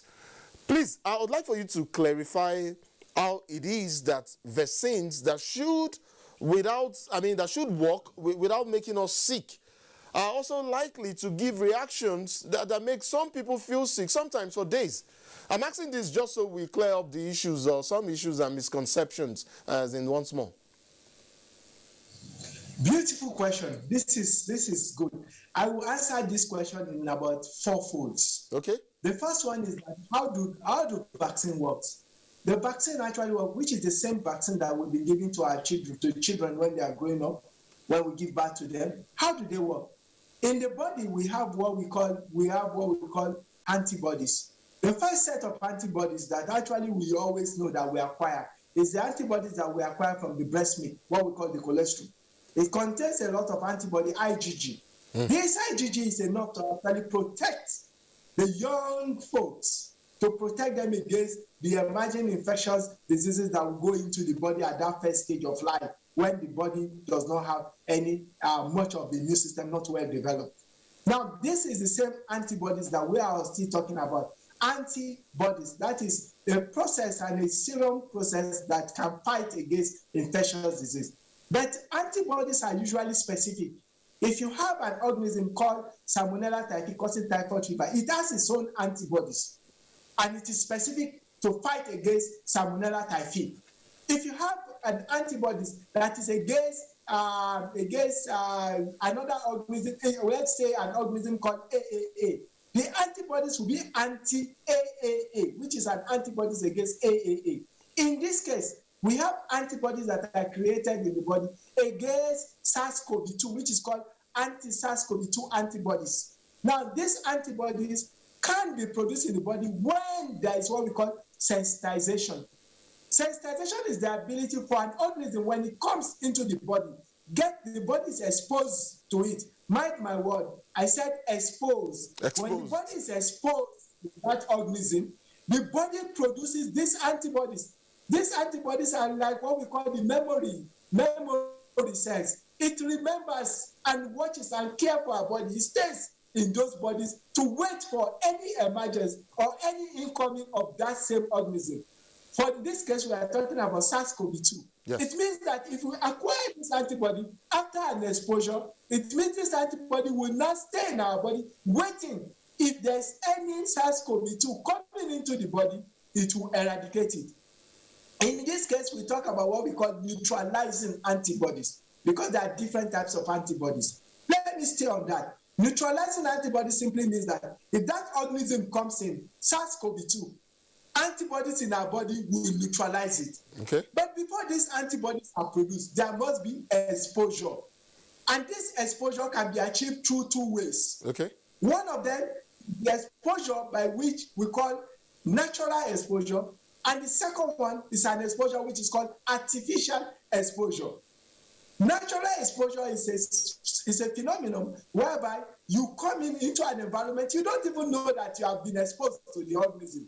For instance, for people like me and my other good young nurses and doctors and hygienists and folks that are working in most of treatment centers, they come in and they usually get exposed, because you can't say that no matter what you put on your body and cover your body as if going to the moon, the SARS-CoV-2 has not entered into your body. But it enters in a very small load, in a small viral load, and creates that exposure. When that exposure is being created, antibodies line our mucosa, waiting for a subsequent exposure, and then it will eradicate it and neutralizes it. The second part of it is artificial. Artificial exposure is by different means. One of them is by vaccination. It simply means that the same element, the outer part of SARS-CoV-2, is the one that's been formulated, attenuated, and then made into what we call vaccine today. Yeah. Now, this vaccine, when it's given to us, we are also got exposed. And when we get exposed, then the body produces antibodies, and that antibody will be produced in billions and trillions of fold, lining our mucosa, staying within our oronasopharyngeal area, which is the point of entry of this virus, though. Yeah. And it means that whenever they stay there, they are waiting. If SARS-CoV-2 comes in any amount, they will neutralize it and take it out of the body, and they will remove it from the body. So, in essence, we are now saying that these antibodies are protective, and they should be able to remove those organisms when it comes. So it is when these antibodies are artificially introduced and then the body or the person gets exposed that you get some sort of reaction to these artificial introduction. Is that when the person gets some allergies or some symptoms of sickness, or feeling weak and sick for days? My dear, let me just say this. It's not artificial. The antibodies are not artificial. It is the No, I mean when you are artificially, when they are artificially exposed, like you just enumerated or explained. Artificially exposed by vaccination. Yes, by which vaccination, is given to us, you know, because we introduce it into the body in a very small amount. Now, once they introduce and get exposed into the body, we produce antibodies in large amount, specifically against what? Against SARS-CoV-2, specifically against corona COVID-19, okay, popularly called COVID-19. And these antibodies, when it stays in the body, now takes it off. Let me give you another scenario. A scenario whereby somebody has not been vaccinated. He has not gone to treatment center, he has not even gone, he has not been exposed to SARS-CoV. The first time the COVID-19 will come into the body, you can't imagine what devastating effect that will cause. But because this vaccine are being introduced into the body, then there may be a reaction. Now, this reaction can be in a different food. Yes. Our body is made up of different elements. We are all different. I am different from you. I'm different from my own brother. Very and true. I'm different from my own sister. It simply means that the way I'm going to react to a new substance called vaccine coming into my body will be different from the way you are going to react. But these reactions are reactions that are not reactions that should actually make us too sick. Sometimes that element has been introduced into the body. For instance, if water is being introduced into the body, you expect no reaction. The person will not even feel anything. But for you to actually have had a reaction to show that antibodies are being produced to protect you, then there will be a reaction which will be like maybe short headache, maybe some tooth of brain, increase the body temperature, of which paracetamol can actually take care of. And that's why when we give this vaccination, we tell them that take some paracetamol so that to mitigate or to ameliorate the effect of So Doc, that agent, is that the agent of the Doc, if you just hold on a bit, the network, our connectivity is not so good, but if you can hear me, I get your explanation loud and clear. You've clarified that issue for me. I would like to hurry us along real quick because we're fast losing time. But let me just stick with the issue of vaccine now and say this, and ask you this rather. If the vaccines largely increase antibodies that fight the disease, does that translate substantially to a cure in the sense of specificity? Then, secondly, sometime back in 2020, you explained the COVID-19 treatment regimen here in Nigeria. Is that still the same, or has the availability of vaccines now changed the regimen?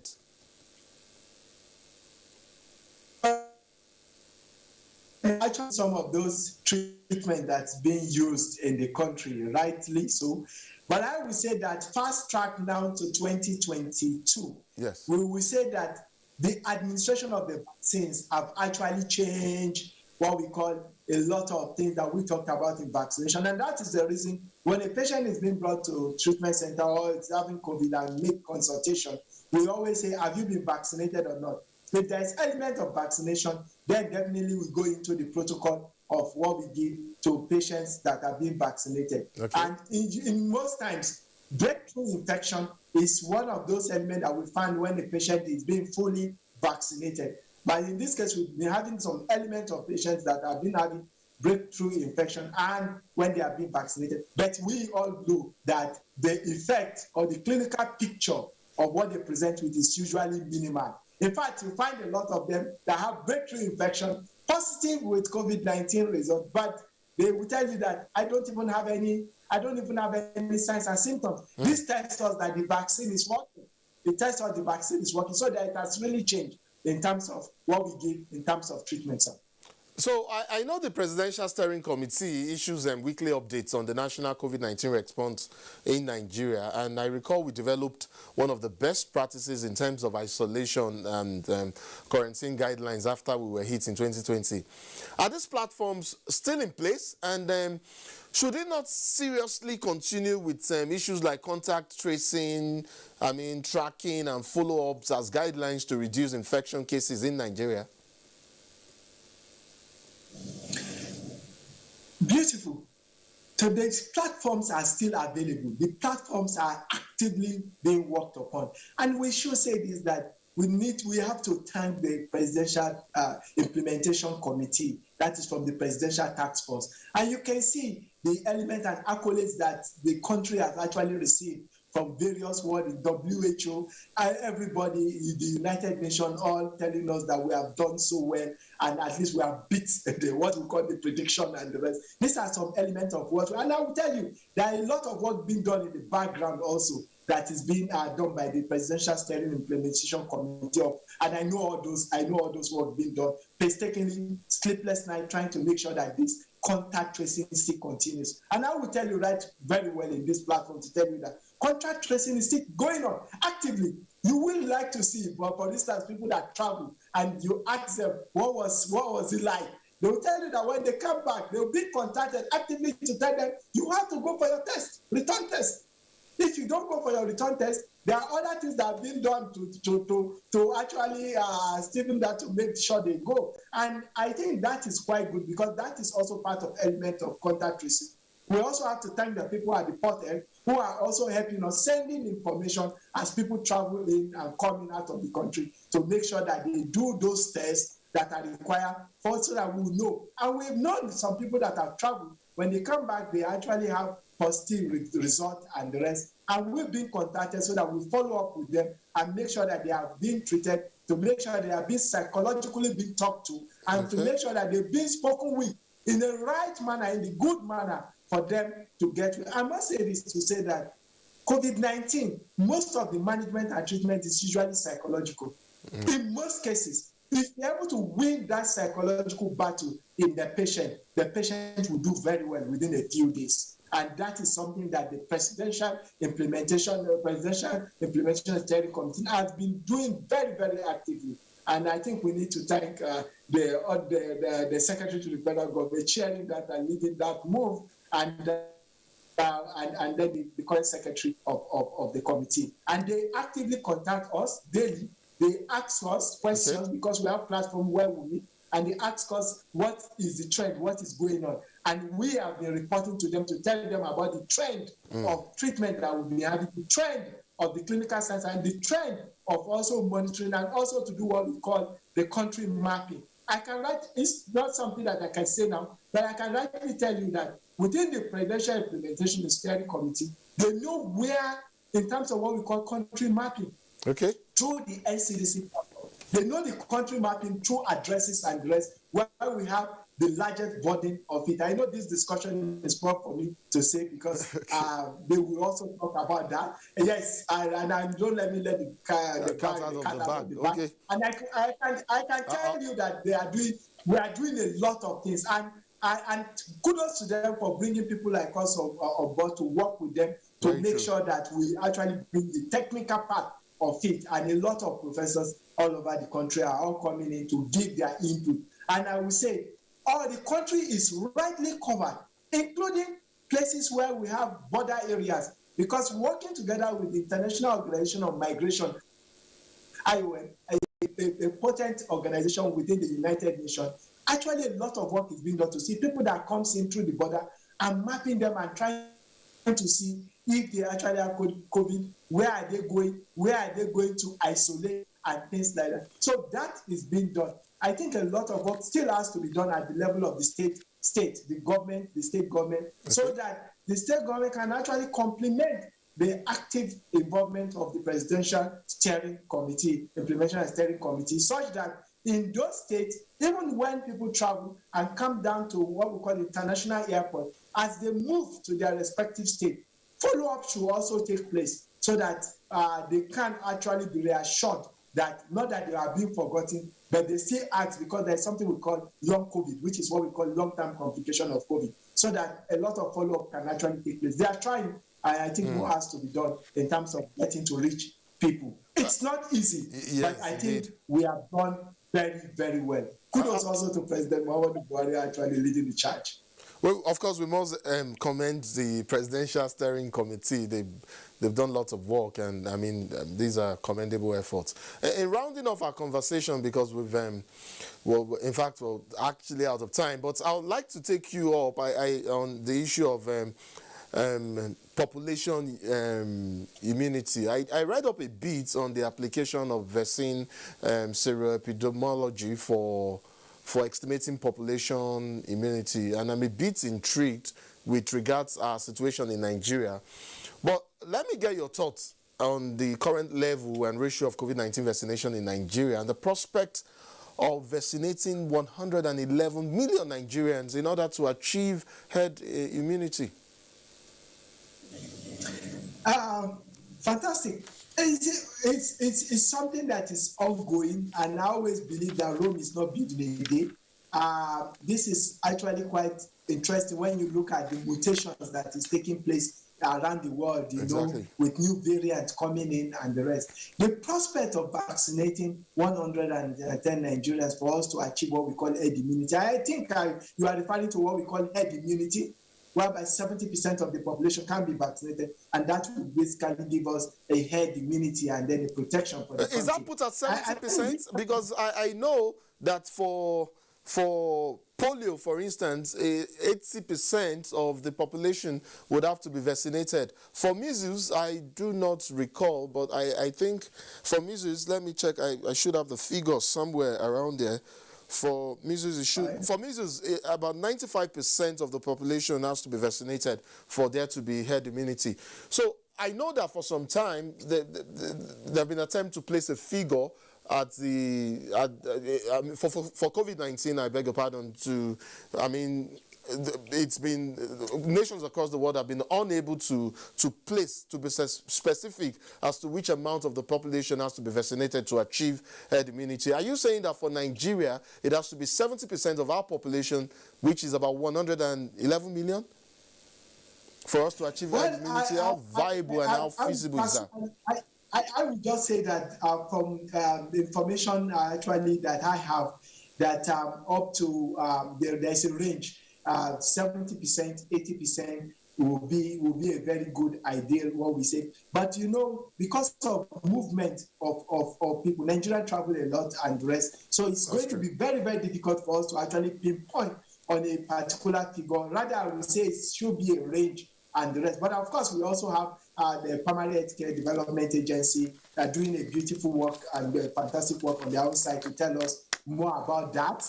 But I would say that in terms of doing that, I think my own advice will be, rounding up, is to say that I think private sector has to also come in to assist the government in ramping up a lot of vaccination. I know that the international organization through UNICEF and United Nations Development Program, UNDP, and the International Organization of Migration are coming in to assist the country. And I know the federal government are all, through the National Primary Healthcare Development Agency and NCDC, are all working assiduously around the clock to make sure that we achieve a lot of 110 million Nigerians getting vaccinated. But I think that one of those areas is to get the public, to get the private sectors coming in, and also for us to actually allow for quality check on those private sectors that are ready to actually bring in the vaccine. You know, when private sector comes in with vaccine, they can actually reach out to maybe the corporate organizations, and those ones will be out of those other ones that have been brought by international organizations and the rest, such that those ones can now go to the population at need. This is what we need to create what we call access to vaccine. If we have up to about 40 million doses of vaccine coming into the country, I think those ones can be channeled to those people that are less privileged, those people that are where to do, people in IDP camps and then other places, whereby the ones that is being brought in by private sector can go on towards the corporate organization who can actually pay a little for that, and then that can be. But I say that I believe that access to vaccination and equity distribution of vaccine can be achieved in the country. And I think the way we are going is we can actually achieve that in a very, very good time, so that we can actually catch up with the way the virus is going into different mutations and giving us different variants. You know, there's a new one that have come out from France now, you know, the new variant. Yes. So the conversation continues. But I would just say also that let's get adequately vaccinated. Let's get the booster in. I've been vaccinated. I've taken the first jab. Of course, I'm the second Nigerian to have the vaccine. You know, I had the booster. I have fully vaccinated booster. And willingly, I will submit myself if actually it is the science actually says that we should have the fourth dose, such that we should get ourselves. The more antibodies are produced in our body, the more, you know, the more the exposure, the more the antibodies being produced in our body, the more we'll be able to get rid and prevent us from getting whatever any variant that actually comes. In this Dr. Yonisa, we're totally out of time. This has been an interesting, very interesting conversation. I actually would have loved for us to continue, but we were short our target. Wanted us to take up the issue of vaccine hesitancy and talk a bit more on those with severe allergic reaction after vaccination and a whole lot of other issues.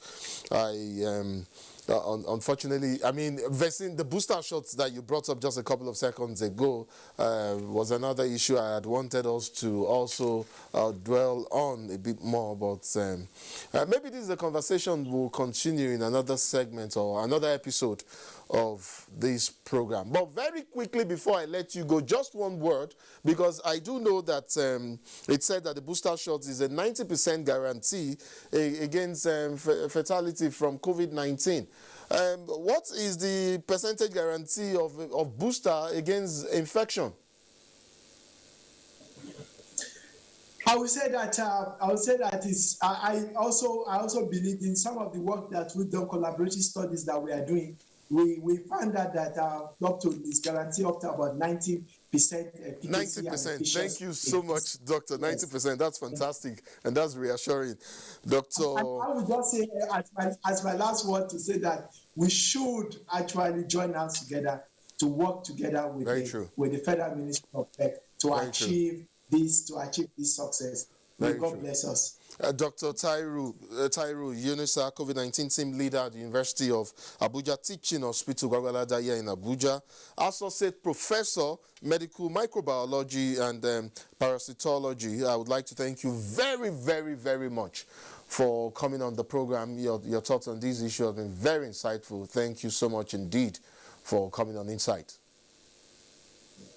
Thank you very much. We will be willing to come again and talk more about this. And then talk about this more. Indeed, yes. Indeed. Please get vaccinated. Please get vaccinated. Please get vaccinated. Thank you so much. That's the word. Get vaccinated. If you're out there and you're yet to get vaccinated, please go out there and get vaccinated. Thank you so much, Dr. Yunisa, for coming on Insight. Up next is Elizabeth Omorui. Sports generally play an important role in enhancing the prestige and status of a country at the international level. It also helps in the process of national integration, youth empowerment, job creation, and foreign direct investments through professional sports. In Nigeria, sports started as a recreational event for entertainment in the 50s. That continued even after independence, before sports became professional in the country in the early 1960s. Over the years, Nigeria has executed different sports development policies aimed at enhancing the development of the sector to promote nationalism. How far have we fared in developing sports in Nigeria? That is our focus, and my guest, Seydou Jibril Oji, Secretary General, Commonwealth Handball Association and member Confederation of African Handball Arbitration Committee, will deal on the issue before us. Thank you so much, Mr. Seydou, for joining us on Insight. Thank you for having me. Now, sports is interesting. What is your assessment of sports in Nigeria? Well, in the early 60s and 70s, I would say sports was more or less an interesting and very vibrant part of human activity in the world. Sport is a very lucrative and interesting venture. If people are willing to do as it is, I don't think we'll have any problem. Most of our youths are restive. They are restive because only sport can arrest most of these youths. When you talk of the athletes themselves, you see the athletes are not helping issues in the fact that you have the non-governmental, the private people who are willing to support you, who are willing to provide all the necessary requirements, the encouragement that will enable you to grow further in that sport. The thing you start telling that person, I'm supposed to be paid so, I'm supposed to be paid that. This man is making everything available for you in terms of health, in terms of encouragement, education-wise, because most of the private people who are taking care of sport today, their first priority is they encourage most of the athletes academically. They will encourage you on things that will make you a better person tomorrow because they consider you going into that sport as somebody that is going to take sport as a profession, so that by and large, you may rely on that thing to become what you be in life, because most athletes today concentrate on what they are doing to be able to achieve a goal in future.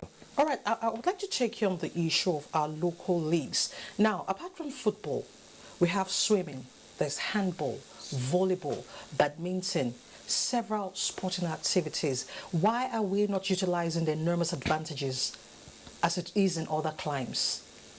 Thank you very much. You see, I remembered in the early 75, 78, not even recently, when Alhaji Yakmut was the DG of National Sports Commission, when Nigeria went to Congo-Brazzaville for this Nations Cup, All Africa Games, the athletes were well taken care of. Welfare-wise, motivational-wise, they were well taken up. And Nigeria had a good output. Nigeria came with a better medals. Why was this so? Because all the events, all the federations were struggling to be able to see what they can bring out, because the athletes don't have an excuse. Their allowance were increased, their sporting kits were provided, their training equipment was given to them. Now all they need is to bring out their best. This man has made everything available with the little resources the federal government has given to him. But where you decide to say you are just pinching or looking at a point, which is strictly football, because everybody concentrates on football because money is there. FIFA makes available some funds, some dollars, and when we look at it, that is where our mind goes. We are financially inclined other than to be sport inclined. Most of us who call ourselves sport managers, sports developers, we are financially inclined. We don't think about the development of these youth. We think about the gain I am going to make for traveling with the children to America, for traveling with them to Spain, or whichever part of the world we are going. The quantum of money that will accrue into my pocket is what bothers me, not the welfare of the players. And at so doing, you do not feel that basketball, volleyball, and the rest sporting federations are not important. If we are there for the kids and we really want youth restiveness to stop in this country today, please, let's encourage sport development in Nigeria.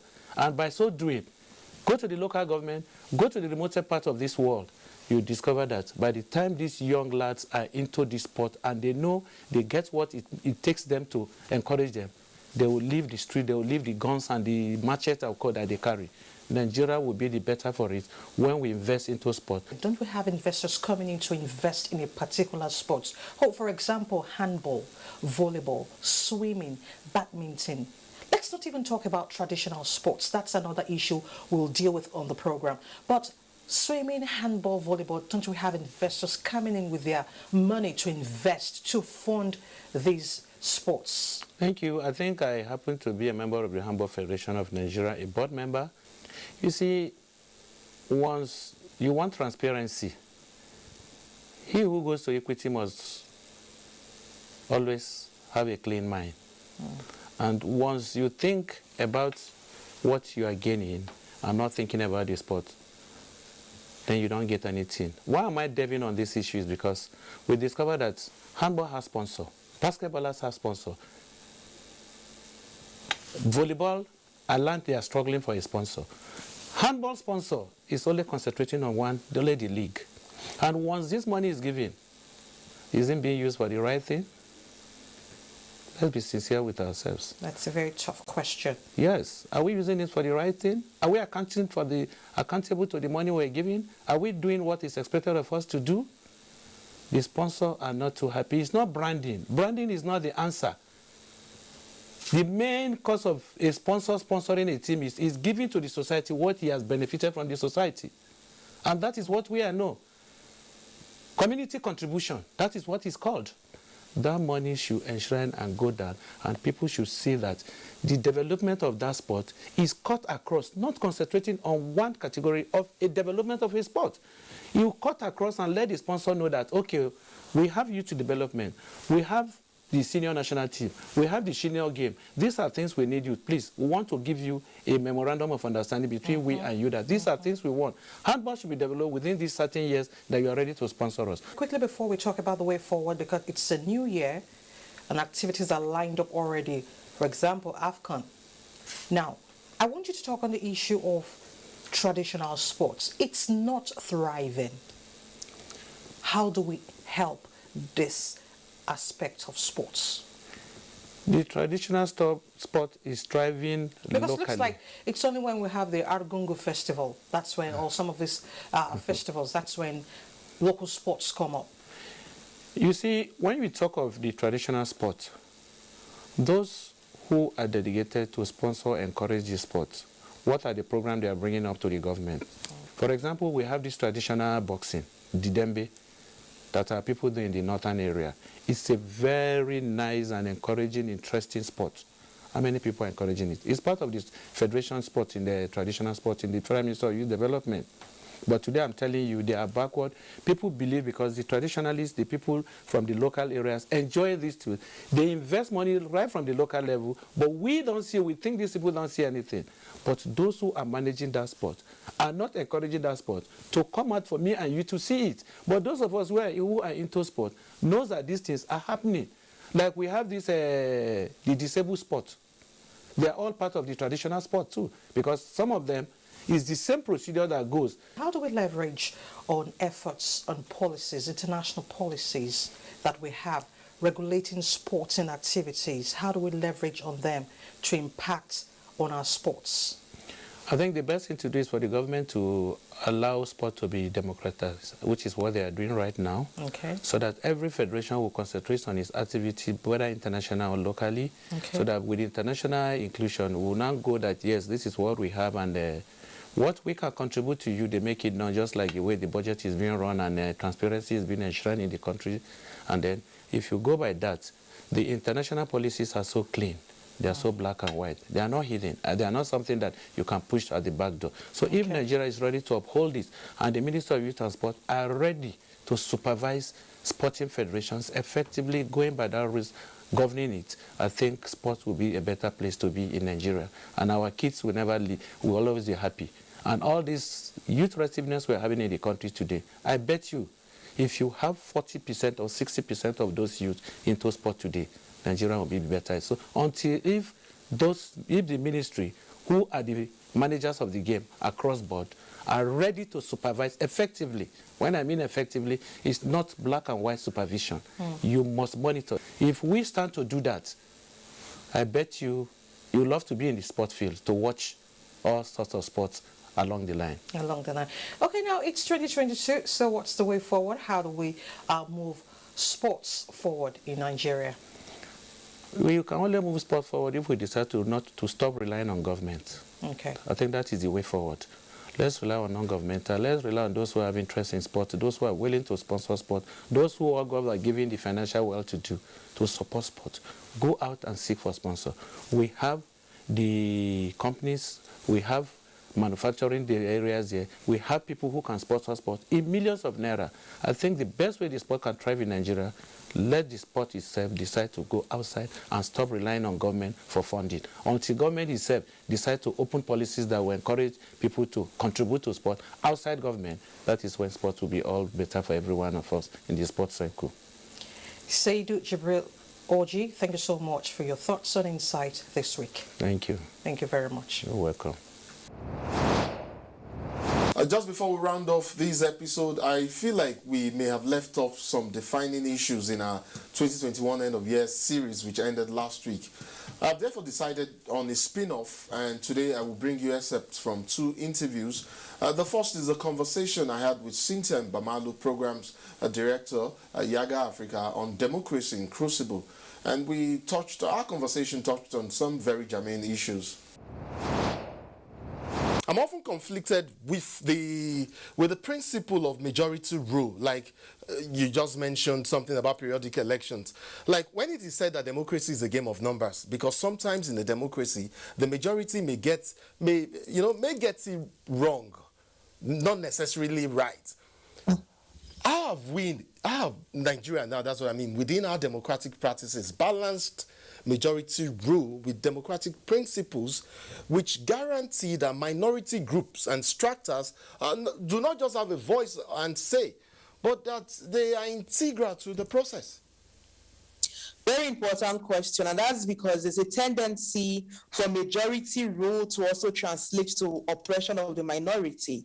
I mean, the sense that when we consistently determine our democracy based on the number game, there's a likelihood that minority voices will be oppressed or suppressed, just so that the majority would always rule. But that's not the idea of democracy, right? Now, democracy is about the people, and the people encompasses both the majority and the minority, meaning that in achieving democracy, you need to ensure that every section of the people, whether they form part of the majority or the minority, have their interests captured and catered for. So that's one angle to the conversation on how do we define who the people are, and how do we ensure that the majority rule does not result to the oppression of the minority. The second arm of this conversation is on who determines what the majority is, right? So let's talk about our elections, for instance. We say elections is a game of numbers. So the highest party with the party with the highest number of votes gets the win. However, if we are consistently having a turnout of voters that is less than 45%, yes, are you still with me? Yes. If we consistently have a turnout. That, in addition to having the majority number of votes, you also need to have 2/3 majority spread. Also. The spread. Yes. Thanks for pointing that out. You need to have the total majority spread for the national, presidential, for the governorship, and for the legislative offices. You just need simple majority. Simple majority. That's true, of course. So now the question is, in a system where we struggle to have barely 45% turnout, for instance, for presidential elections, can we necessarily say that it's the majority that has decided, even though we know that at the end, elections are determined by those who show up to turn out to vote? So there's also an angle on that.